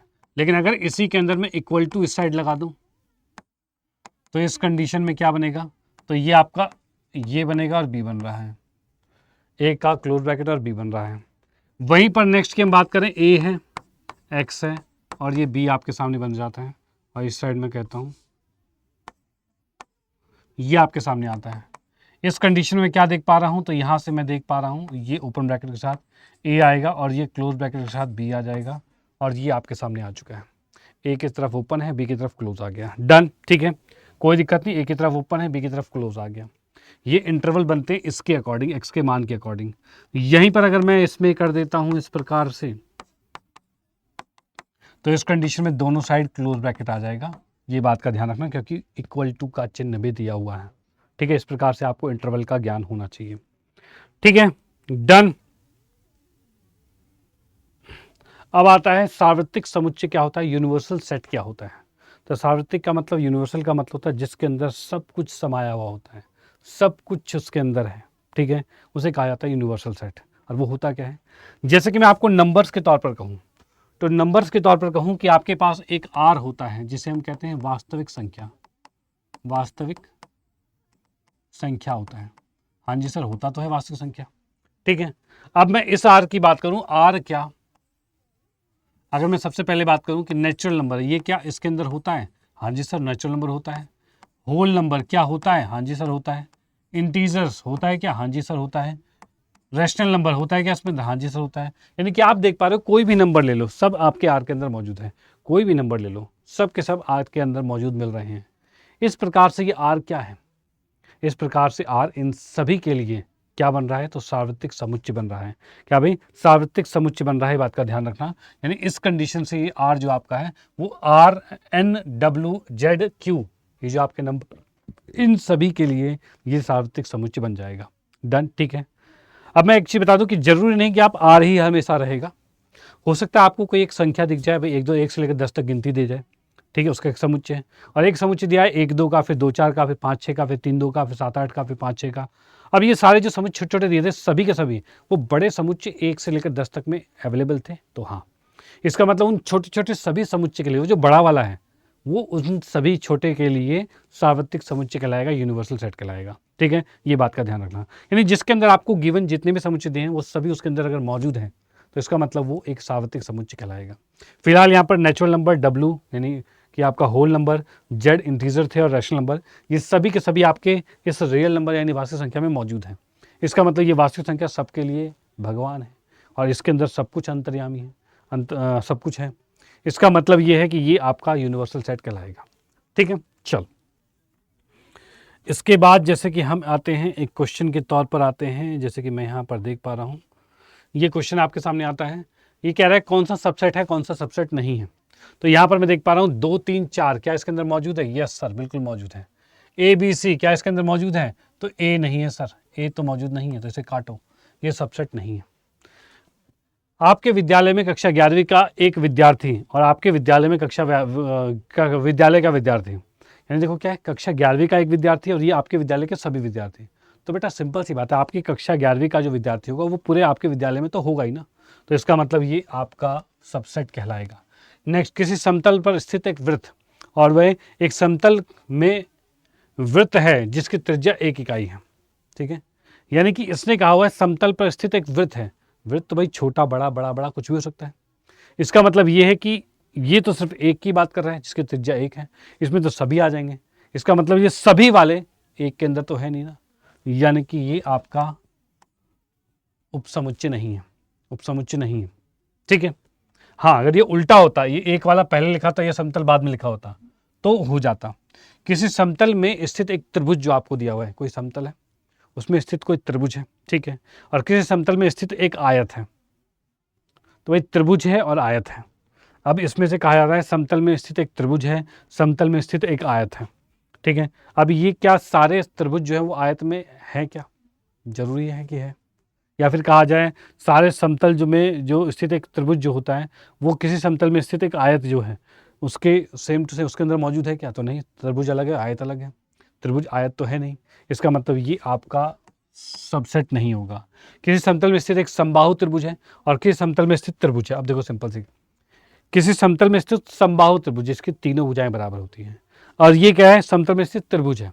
अब सिंपल सी बात है कि जो समबाहु त्रिभुज होता है वो त्रिभुज ही ना होता है, भाई त्रिभुज होता है। इसका मतलब ये है कि जब वो त्रिभुज ही होता है तो वो इसके अंदर तो मौजूद होगा ना, क्योंकि वो त्रिभुज की बात कर रहा था और ये समबाहु की बात कर रहा था, तो समबाहु उसके अंदर तो अवेलेबल होगा क्योंकि वो सभी त्रिभुज की बात कर रहा है, तो ये आपका सबसेट कहलाएगा। और यहाँ पर x एक सम प्राकृतिक संख्या है, भाई सम प्राकृतिक संख्या आपको देखने को मिल रहा है, और ये क्या है, एक पूर्णांक है, पूर्णांक है। अब देखो पूर्णांक के अंदर होता है -1 2 3 4 5 ऐसे होता है पूरा, और प्लस में 1 2 3 4 चलता है, 0 भी चलता है, और सम पूर्णांक क्या है, 2 4 6 8 10। तो सर ये सम पूर्णांक तो इसमें मौजूद होगा, बिल्कुल होगा। इसका मतलब हम इसको सबसेट कहेंगे, कहेंगे बिल्कुल कहेंगे। डन, ठीक है, एकदम ओके है, कोई दिक्कत नहीं है। ठीक है, चलो अब चलते हैं नेक्स्ट पर। नेक्स्ट की हम बात करते हैं, आगे क्या रहने वाला है वो भी हम देख लेते हैं। सबसेट की कहानी हमने देख ली थी।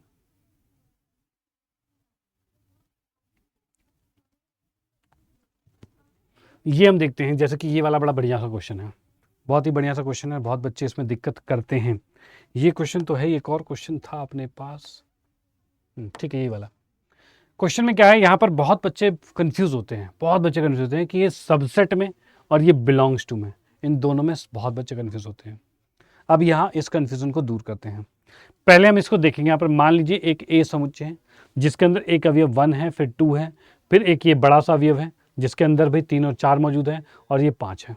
ठीक है, ये आपके पास एक समुच्चय। इसके तहत आपको देखना है क्या 3 4 जो है वो ए के अंदर सबसेट है। अब मैं सिंपल सी कहानी एक बता दूं आपको। अगर कहा जाए ए इज सबसेट ऑफ बी, ठीक है, यानी कि मैं नॉर्मली कहूं 1 2 जो है ये आपका सबसेट है 1 2 3 में, यानी कि अगर सबसेट की कहानी चल रही है तो ये भी एक सबसेट होगा और ये भी सेट होगा। क्या होगा भाई?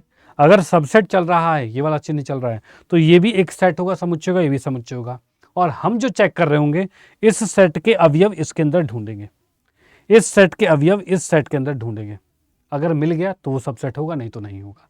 जैसे ये मिल रहा है 1 2 1 2 मौजूद है, मतलब ये सबसेट है। ओके डन, ठीक है। अगर मैं यहां पर कहता हूं कि ये आपके पास 1 2 जो है वो क्या इसमें बिलोंग कर रहा है, क्या इसमें बिलोंग कर रहा है? जब भी आपको ये बिलोंग का चिन्ह दे दे, इसका मतलब ये आपका एक अवयव है, इतना बड़ा एक अवयव है, और ये बड़ा अवयव इसके अंदर मौजूद होना चाहिए।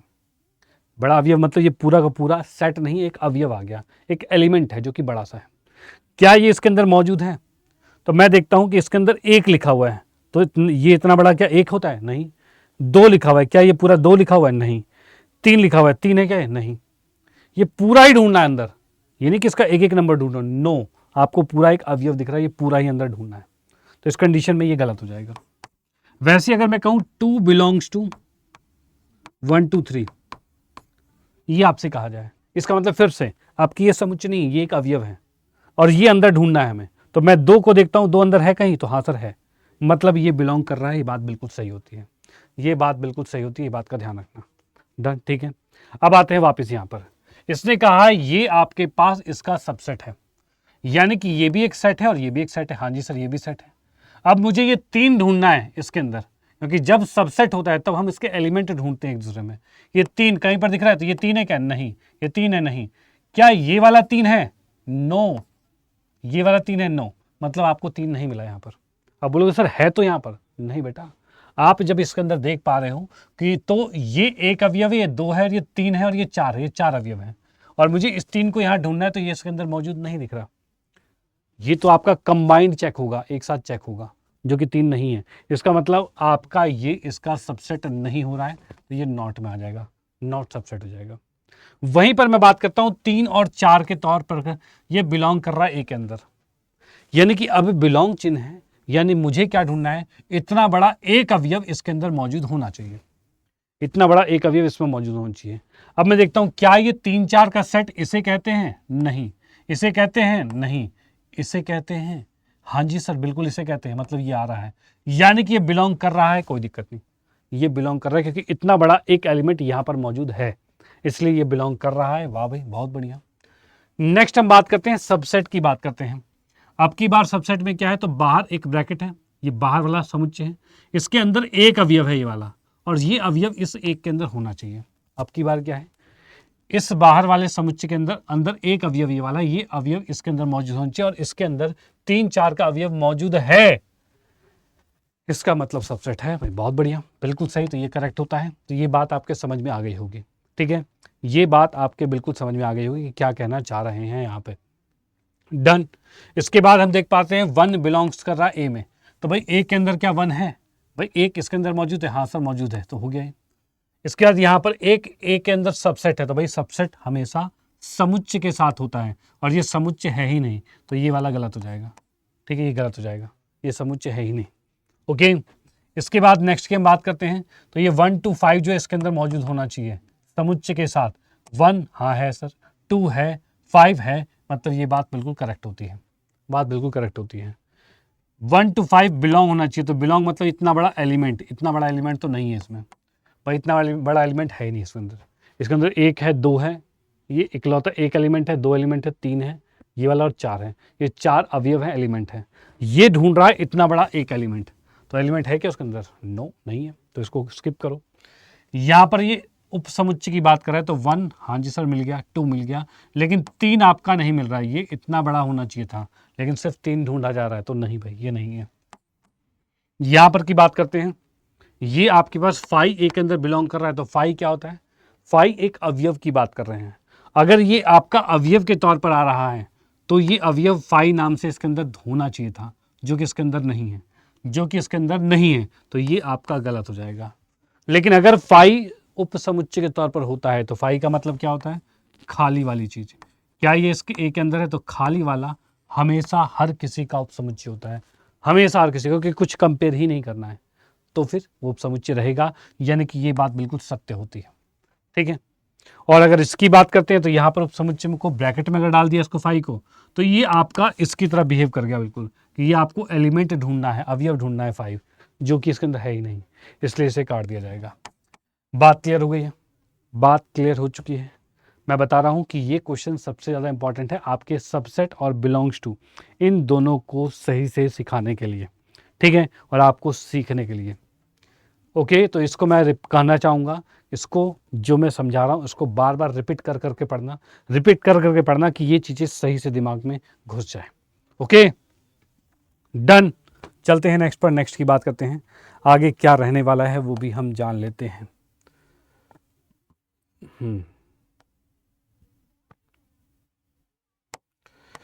ये क्वेश्चन में अंतराल पूछ रहा है, निम्नलिखित में अंतराल बताइए। अंतराल की बात की, जैसे कि फर्स्ट की मैं बात करता हूँ, तो फर्स्ट के अंदर हम देख पा रहे हैं क्या चीज़ भाई, -4 और 6 है, -4 और 6 है। अंतराल तो यहाँ इक्वल नहीं है तो ओपन ब्रैकेट, यहाँ इक्वल है तो क्लोज ब्रैकेट, ठीक है। वही मैं सेकंड की बात करता हूँ तो यहाँ पर मैं देख पा रहा हूँ ये दोनों के दोनों क्या है, -12 है और -10 है, ये दोनों ओपन ब्रैकेट के साथ चल रहे हैं। क्या भाई? ओपन ब्रैकेट के साथ चल रहे हैं, तो ये आपके पास आ चुका है। डन, ठीक है। चलो, इस प्रकार से थर्ड और फोर्थ का कमेंट आपको खुद करना है, थर्ड और फोर्थ का कमेंट आपको खुद करना है कि इसका आंसर क्या होगा, ठीक है। और आंसर आपको कमेंट करना है। आपको लग रहा हो कि सर कन्फ्यूजन हो जाएगी, पांचवा कौन सा क्वेश्चन है, तो आप टाइम इंटरवल के साथ क्वेश्चन कमेंट कर सकते हो कि सर इस टाइम पर, जैसे कि अभी टाइम आपका चल रहा है 1 घंटा 1 मिनट चल रहा है, तो 1 घंटे 1 मिनट पर ये जो क्वेश्चन 1 घंटे 1 मिनट लिख देना टाइम, और फिर क्वेश्चन नंबर 5 का ये आंसर। इस तरह से आप कमेंट बॉक्स में आंसर कर सकते हो, जिससे कि हम जान पाएंगे कि हाँ भाई इंटरेस्ट तो शो हो रहा है, पढ़ तो रहे हो आप, ठीक है, एकदम पढ़ रहे हो। चलते हैं अगले पर, अगले की बात करते हैं, आगे क्या रहने वाला है ये भी देख लेते हैं। जैसे कि ये आपके पास है, इसके अंदर क्वेश्चन में कहा गया है कि सर आप क्या करिए, अंतराल बताइए। जैसे कि पिछले वाले क्वेश्चन के अंदर इसके अकॉर्डिंग हमने ये बनाया, अब की इसके अकॉर्डिंग ये बनाना है। तो यहाँ से मैं देख पा रहा हूँ x है और x बिलोंग्स टू r है, जिसके अंदर मैं कहना चाहूँगा कि -3 से बड़ा x और ये 0, ये आपके सामने मिल चुका है। इसके अकॉर्डिंग देख पा रहे हो कि लेस देन रहेगा, क्योंकि ये ओपन ब्रैकेट है।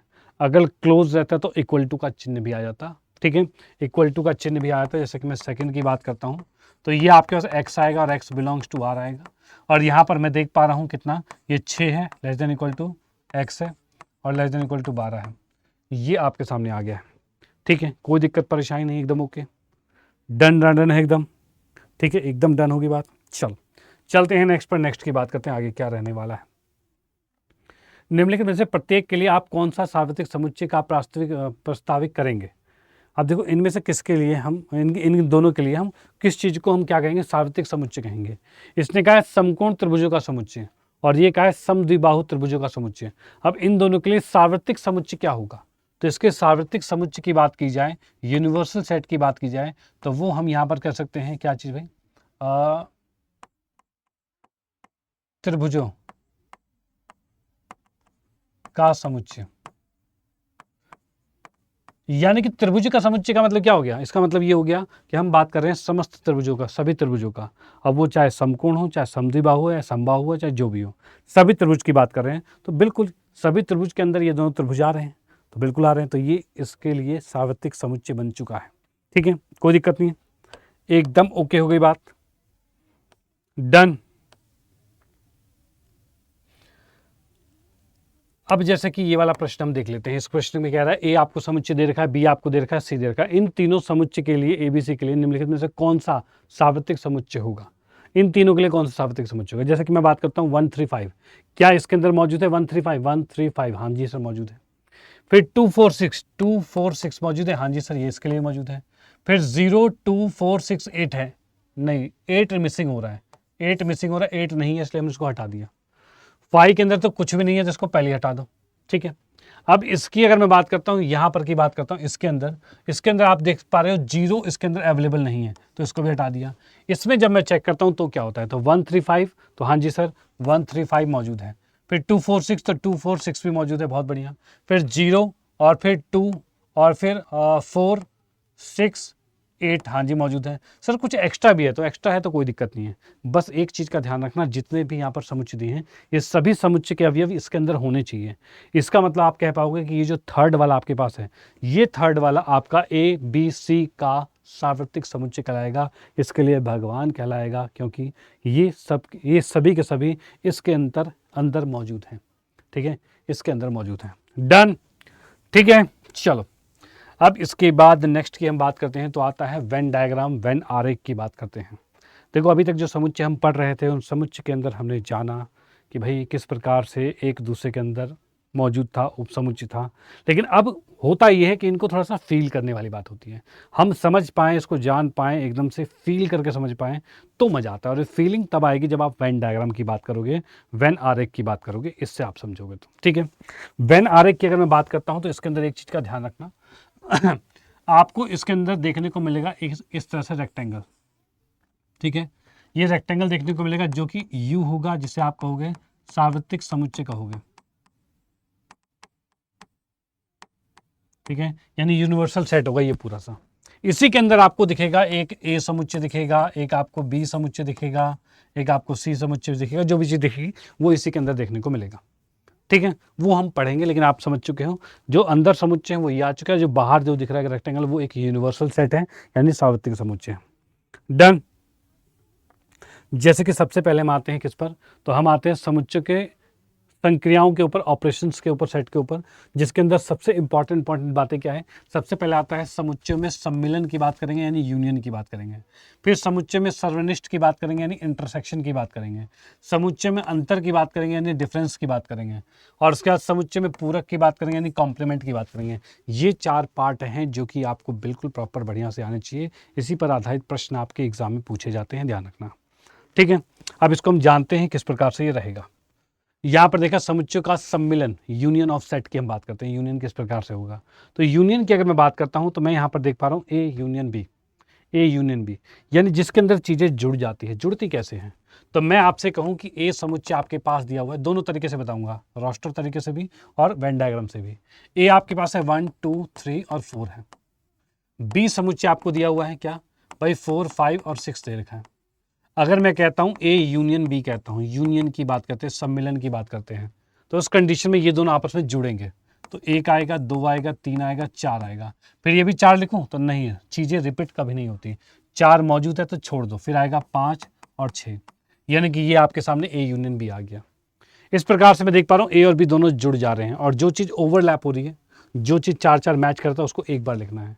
वैसे यहाँ पर देखते हो, ये आपके पास एक ए समुच्चय आपको देखने को मिल रहा है, ये आपका क्या है, बी समुच्चय देखने को मिल रहा है, और ये बीच वाला जो ओवरलैप है तो एक दूसरे के ऊपर चढ़ गया है, और वो एक बार ही आपको दिख रहा है। यानी कि आप इसके अंदर देखते हो तो ये 1 है, ये 1 हो गया, और ये 2 हो गया, ये 3 हो गया, ये 4 हो गया, ये 5 हो गया, और ये 6 हो गया। तो ये चीज़ आपने देखा कि भाई इस समुच्चय में 4 5 6 है, इस समुच्चय के अंदर 1 2 3 4 है।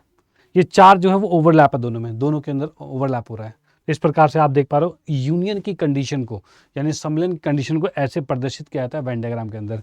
ये ऊपर वाला जो है वो आपका सार्वत्रिक समुच्चय कंप्लीट है, अंदर आपने यूनियन को ऐसे लिखना है कि एक दूसरे पर ओवरलैप बनेगा।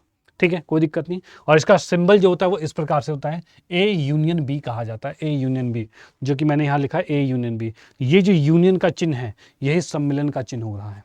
ठीक है, कोई दिक्कत नहीं। ओके, चलो इसके बाद जैसे कि एक क्वेश्चन आप सभी के सामने आ गया है, जिसको एक क्वेश्चन हमने किया अभी, एक क्वेश्चन और आपके सामने आ गया है।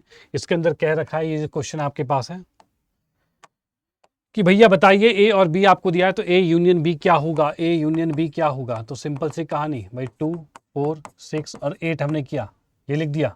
उसके बाद उसको लिखेंगे तो 6 है, 8 है, फिर जो बचा वो लिखो 10 और 12, ये आपका यूनियन आ चुका है। इस प्रकार से आपका यहाँ पर भी रहेगा। इसको अगर मैं इस डायग्राम के अंदर लिख कर भी आपको बता दूं तो आप देख पा रहे हो 2 4 6 भाई, 2 4 6 8 10 और 12 है। तो देख पा रहे हो 6 8 दोनों के अंदर ओवरलैप हो रहा है, बाकी 2, 4 और 10, 12 तो है ही। ठीक है, तो ये इस प्रकार से आपको देखने को मिल रहा है। इसके बाद हम चलते हैं नेक्स्ट पर, यूनियन के कुछ प्रॉपर्टीज़ पर आते हैं कि एक सम्मिलन के यूनियन जो सेट है उसकी प्रॉपर्टीज़ किस प्रकार से है वो हम जान लेते हैं। तो यूनियन के प्रॉपर्टी में सम्मिलन के संक्रियाओं के कुछ गुणधर्म जो इस प्रकार से हैं कि अगर आप ए का यूनियन बी से करो चाहे बी का यूनियन ए से करो, बात बराबर है। यानी आप ए में बी जोड़ो या बी में ए जोड़ो, कोई दिक्कत नहीं, दोनों सेम होता है। तो इस प्रकार से आप यहाँ पर कह सकते हो कि ये आपका क्रम विनिमय नियम को परिभाषित कर रहा है। सर ये नियम क्या होता है?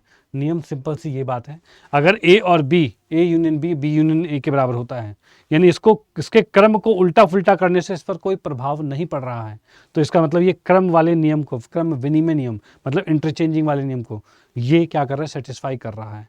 तो बेटा ये है नहीं मुश्किल, ये आपको पता ही है कि ए यूनियन ए में बी जोड़ो या बी में जोड़ो बात बराबर होती है, लेकिन आप नाम ही भूल जाओगे, इसलिए नाम को याद रखना, क्रम विनिमय नियम कहा गया है। ठीक है, नेक्स्ट हमारे पास आता है A union B union C, और A union B union C की बात करें, यानी इसे कहा जाता है साहचर्य नियम की हम बात करते हैं, तो ये भी आपका यूनियन जो है वो परिभाषित करता है। तो इसका भी ध्यान रखना कि साहचर्य नियम होता क्या है, तो भैया इसी नियम को साहचर्य नियम कहते हैं और इसको आपका यूनियन परिभाषित करता है। ठीक है, सम्मेलन परिभाषित करता है। फिर उसके बाद नेक्स्ट ए यूनियन फाई, अगर ए में आप कुछ नहीं जोड़ोगे, फाई क्या होता है? कुछ नहीं होता, तो ए में अगर कुछ नहीं जोड़ोगे तो ए ही रहेगा। अगर ए में ए जोड़ दोगे तो होगा क्या? ए के अंदर जो भी एलिमेंट थे सेम एलिमेंट दोबारा लिखोगे, तो किसी भी एलिमेंट समुच्चय में कोई भी चीज़ दोबारा तो लिखी नहीं जाती, इसलिए उसको सेम टू सेम लिखना पड़ेगा। जैसे एक में 1 2 3 आप उसमें दोबारा 1 2 3 डालो तो 1 1 2 2 3 3 तो आएगा नहीं, क्योंकि रिपीट होता ही नहीं है, तो वो वापस 1 2 3 ही रहेगा। यानी अगर ए में ए को जोड़ते हो तो ए ही रहेगा। और एक चीज़ का ध्यान रखना, अगर यूनिवर्सल सेट सार्वत्रिक समुच्चय को अगर ए में जोड़ते हो तो ए वाले सारे तो इसके अंदर मौजूद होते ही हैं, तो आपका इसका आंसर यू ही रहेगा, यानी सार्वत्रिक ही रहेगा। ये यूनिवर्सल का नियम है। ठीक है, ये आपका वर्गशम का नियम है, ये आपका फाई का तत्समक का नियम है। तो ये बात का ध्यान रखना, ये कुछ नियम है जिसको आपको ध्यान रखने होंगे। है बहुत ईजी, बस नाम भुला जाते हो, तो नाम नहीं भुलाना है। ठीक है, अब इसके बाद हम चलते हैं नेक्स्ट पर, जो कि आता है इंटरसेक्शन। इंटरसेक्शन की हम बात करते हैं। इंटरसेक्शन यानी जो चीज़ कॉमन रहती है, अर्थात ए समुच्चय आपके पास है जो कि है 1 2 और 3, बी समुच्चय आपके पास है 3 4 5 है। अगर मैं कहता हूं ए इंटरसेक्शन बी, इसका मतलब दोनों में जो चीज़ कॉमन है, सेम चीज़, 3 सेम है, तो इसका आंसर 3 हो जाएगा। ख़त्म बात, ख़त्म बात, 3 हो जाएगा। जैसे कि यहाँ पर की बात करूँ, ये आ गया 1 2 3 और ये 4 आ रहा है और 5 आ रहा है।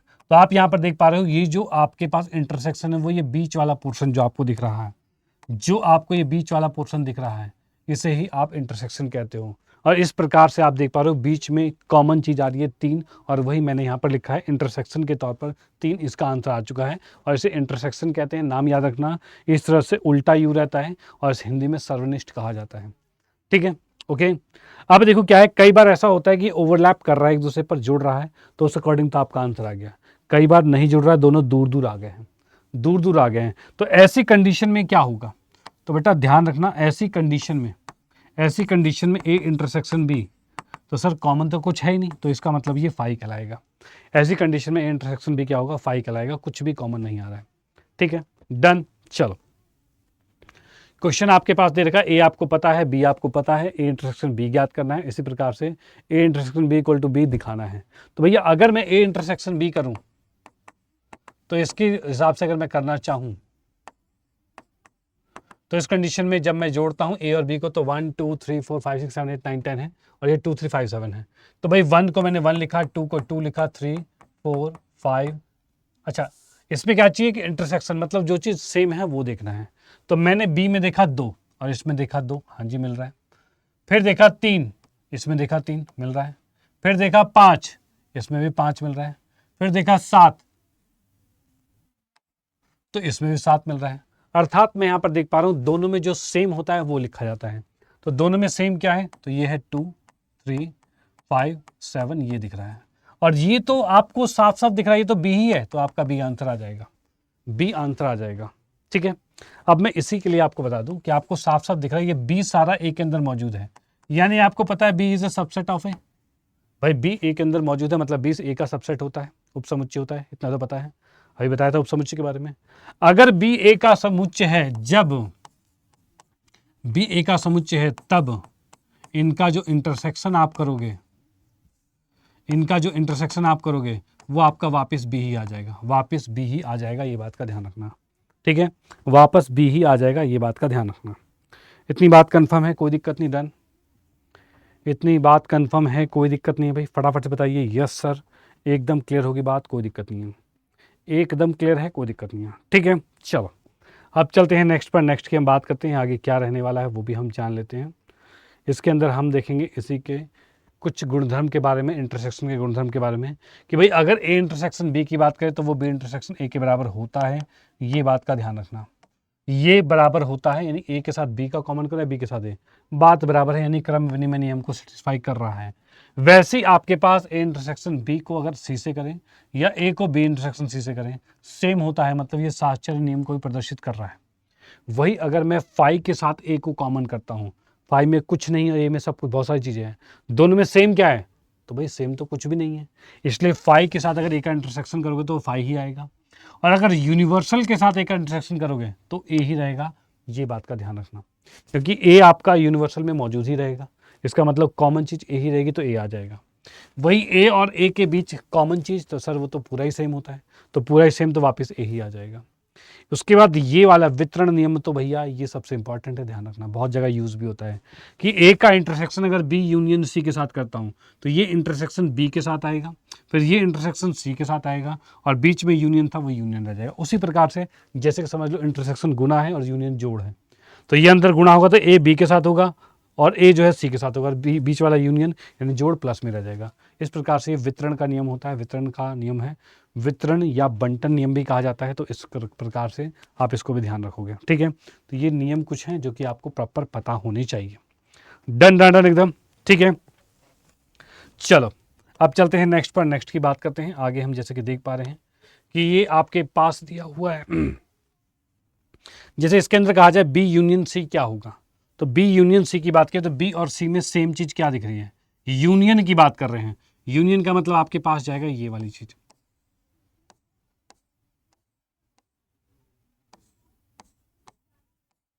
ठीक है, ये आप यहां पर देख पा रहे हो, ये आपको जो दिख रहा है जिसमें कि मैंने क्या किया है, बी और सी को शेड कर दिया, तो ये बी यूनियन सी हो गया। ठीक है, वही मैं कहता हूँ ए इंटरसेक्शन बी क्या होता है, ए और बी में कॉमन चीज क्या है, तो आप यहां पर देख पा रहे हो ये आपका ए और बी में कॉमन चीज है जिसको मैंने इंटरसेक्ट करके दिखा दिया है।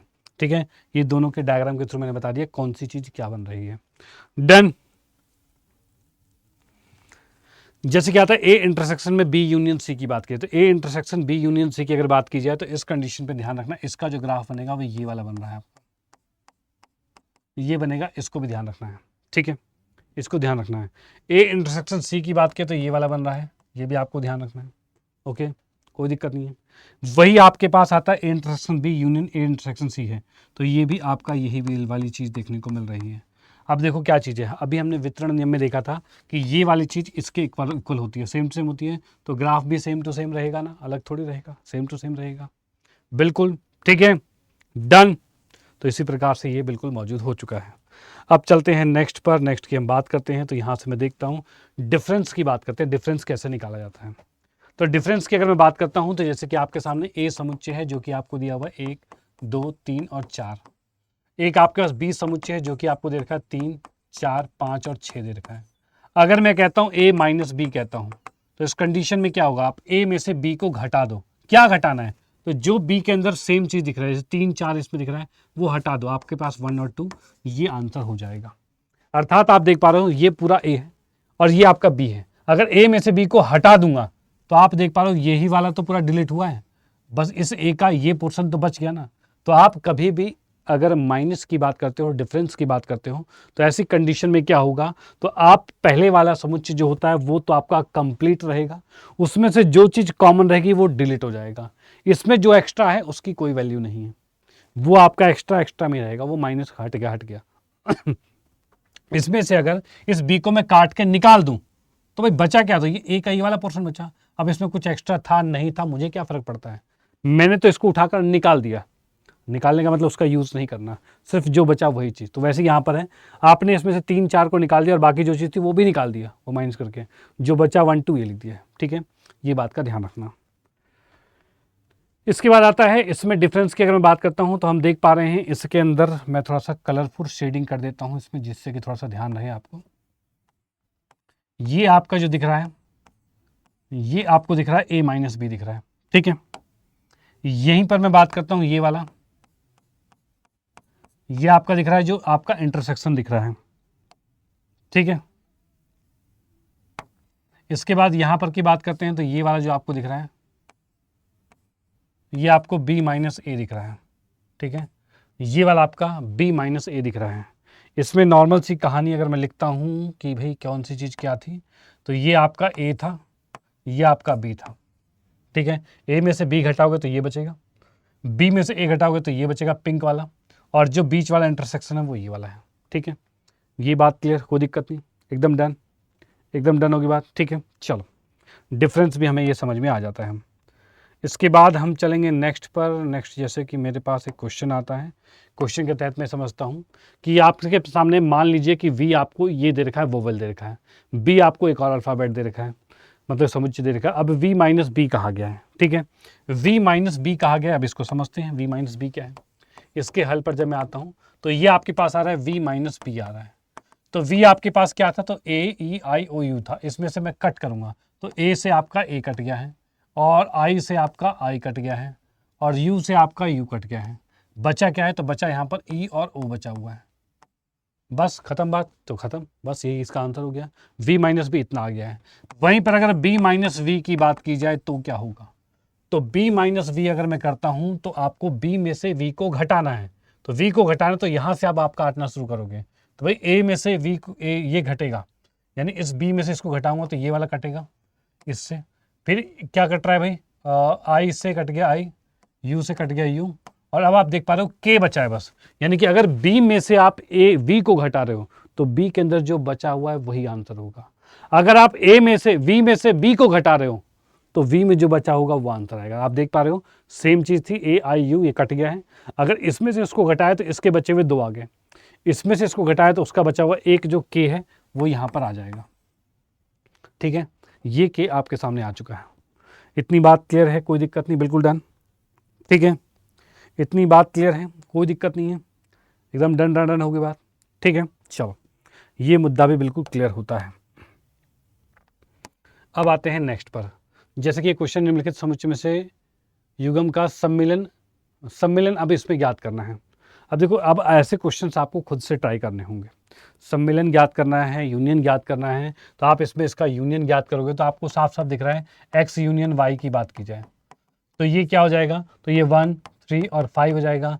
ये भी लिखूंगा तो 1 ऑलरेडी मौजूद है, 2 नहीं था और 3 था, तो ये आपके पास सम्मिलन हो जाएगा, सम्मिलन इसका हो जाएगा, ठीक है। कोई दिक्कत नहीं है, एकदम ओके हो गई बात, ठीक है, डन। चलो, अब इस प्रकार से A और B का यूनियन करेंगे, वो भी आप कर सकते हो। ये अब तो भैया ये होमवर्क के तौर पर रहेगा, ये खुद ही क्वेश्चन करने होंगे, आपको खुद ही क्वेश्चन करने होंगे। और यहाँ ध्यान रखना, जो क्वेश्चन आपसे ना हो पाए कमेंट बॉक्स में जरूर कमेंट करना है कि सर इनमें से मुझे ये वाला प्रश्न नहीं सॉल्व हुआ है, तो वो प्रश्न भी मैं आपको बताऊंगा कि इस प्रश्न का इस प्रकार से सॉल्यूशन होता है, ठीक है। कोई दिक्कत नहीं, एकदम ओके, डन डन डन, बिल्कुल। चलो, तो ये भी बिल्कुल क्लियर होता है। इसके बाद जैसे कि मैं यहाँ पर देख पा रहा हूँ, इसमें कहा गया है कि मान लीजिए A ये है, B ये है, A यूनियन B क्या होगा, अच्छा A B का सबसेट है कि नहीं, पहले ये पूछा है, फिर A यूनियन B पूछा है। तो इसके लिए मैं आपको बता दूं हल के तौर पर, पहले मैं देख पा रहा हूँ A के सभी अवयव B में मौजूद हैं, तो हम यहाँ पर कहेंगे कि भाई A सबसेट B है, क्योंकि A के सभी अवयव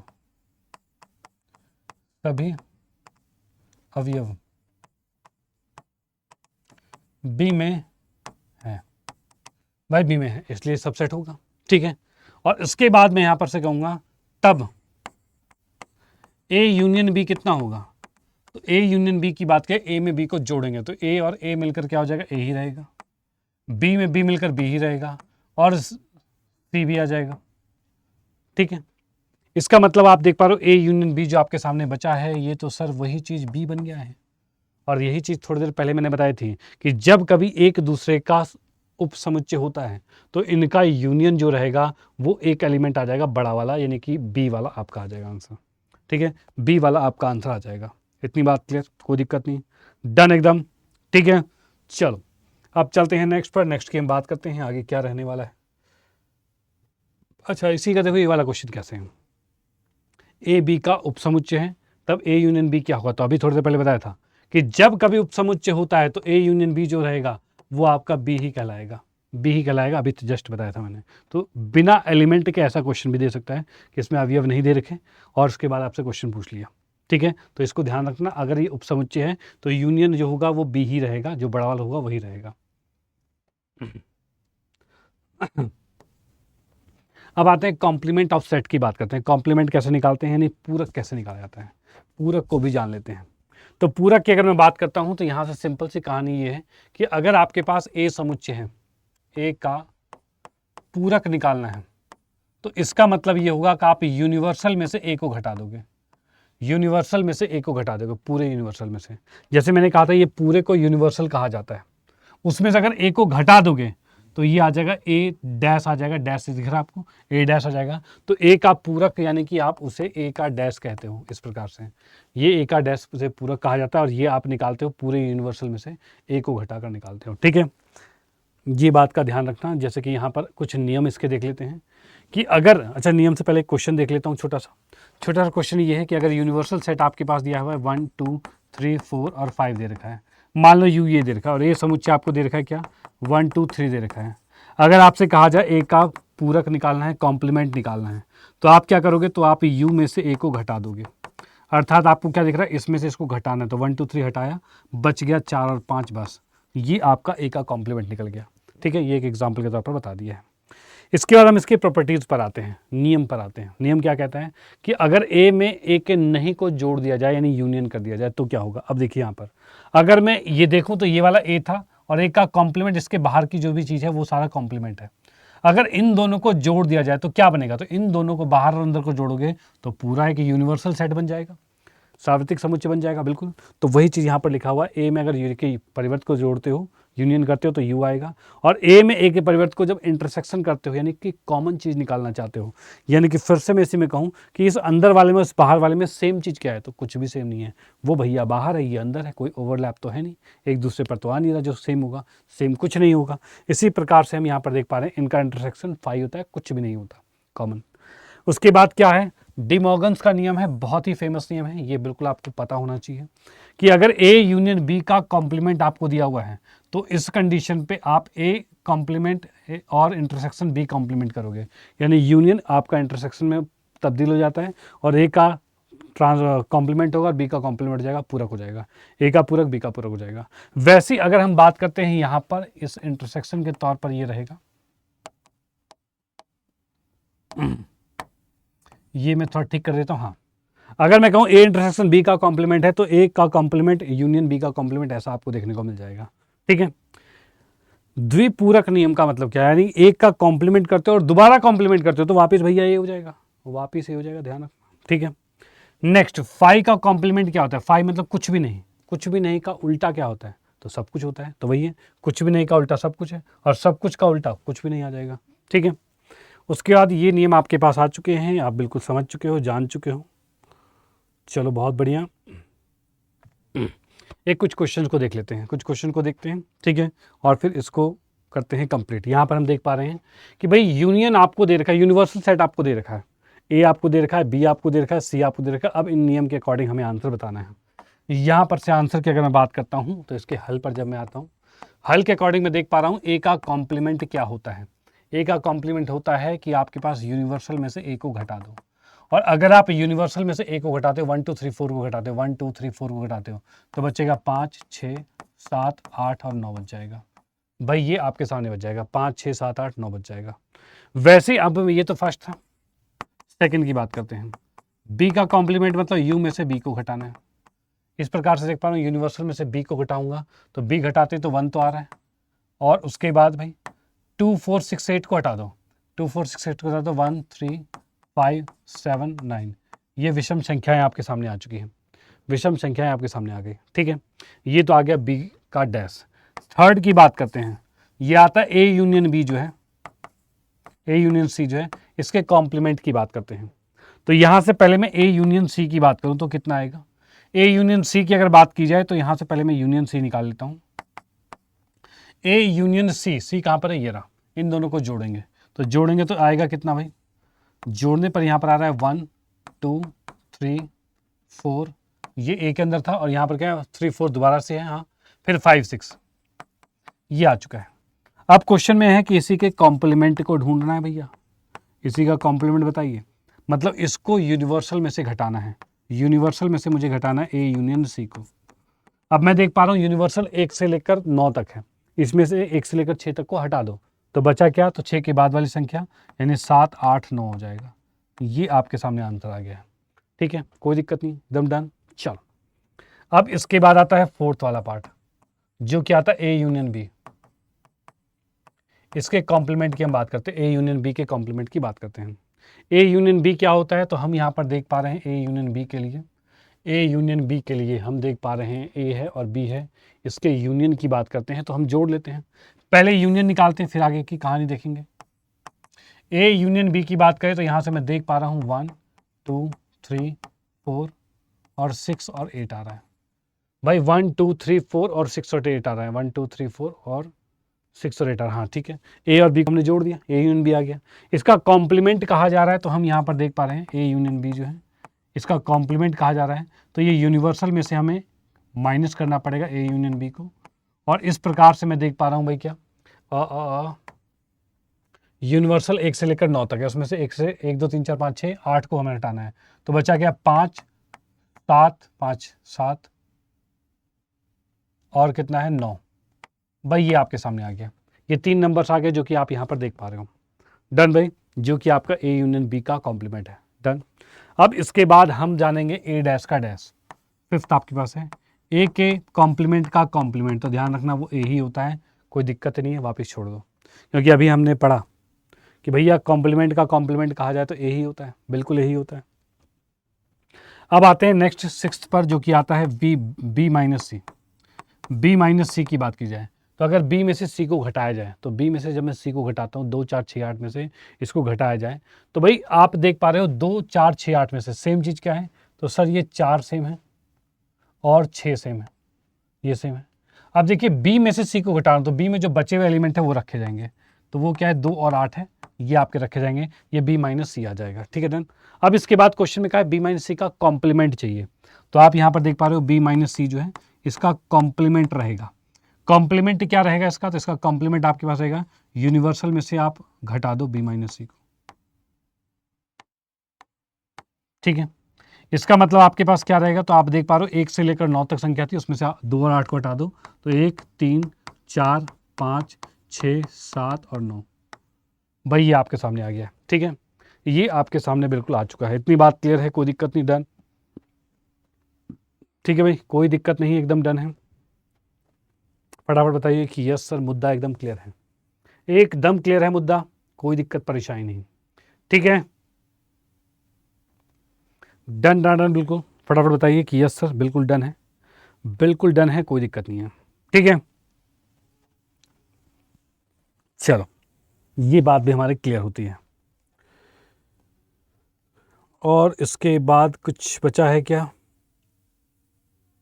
तो भाई नहीं। अब इसके बाद बचा है तो सिर्फ ये बचा है कि भाई क्वेश्चन की ढेर सारी प्रैक्टिस। देखो सीधे सीधे मैं आपको बता दूं कि जितनी ज़्यादा आप क्वेश्चन की प्रैक्टिस करोगे, जितना ज़्यादा क्वेश्चन की प्रैक्टिस करोगे, उतना ही आप आगे बढ़ पाओगे। मैंने यहाँ पर चीज़ों को, जितने भी कॉन्सेप्ट थे उसको डिटेल में यहाँ पर बता दिया है, साथ ही साथ ढेर सारे क्वेश्चन भी करवाए हैं, और भी बहुत सारे क्वेश्चन हैं जो कि आपको करने हैं। कैसे करने हैं, तो मैं आपको बता रहा हूँ कि ये PDF आपको मैं इसी वीडियो के डिस्क्रिप्शन बॉक्स में जो लिंक है वहाँ पर शेयर कर दूँगा। ठीक है, और टेलीग्राम का लिंक भी होगा, टेलीग्राम में भी शेयर कर दूँगा, तो वहाँ पर आप जुड़ जाना।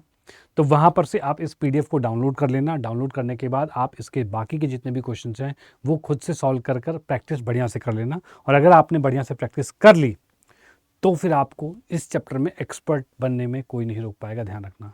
क्योंकि यहाँ पर मैं बता रहा हूँ कि हर एक कॉन्सेप्ट को डिटेल में ऑलरेडी बता चुका हूँ, अब बारी है आपको क्वेश्चंस करने की।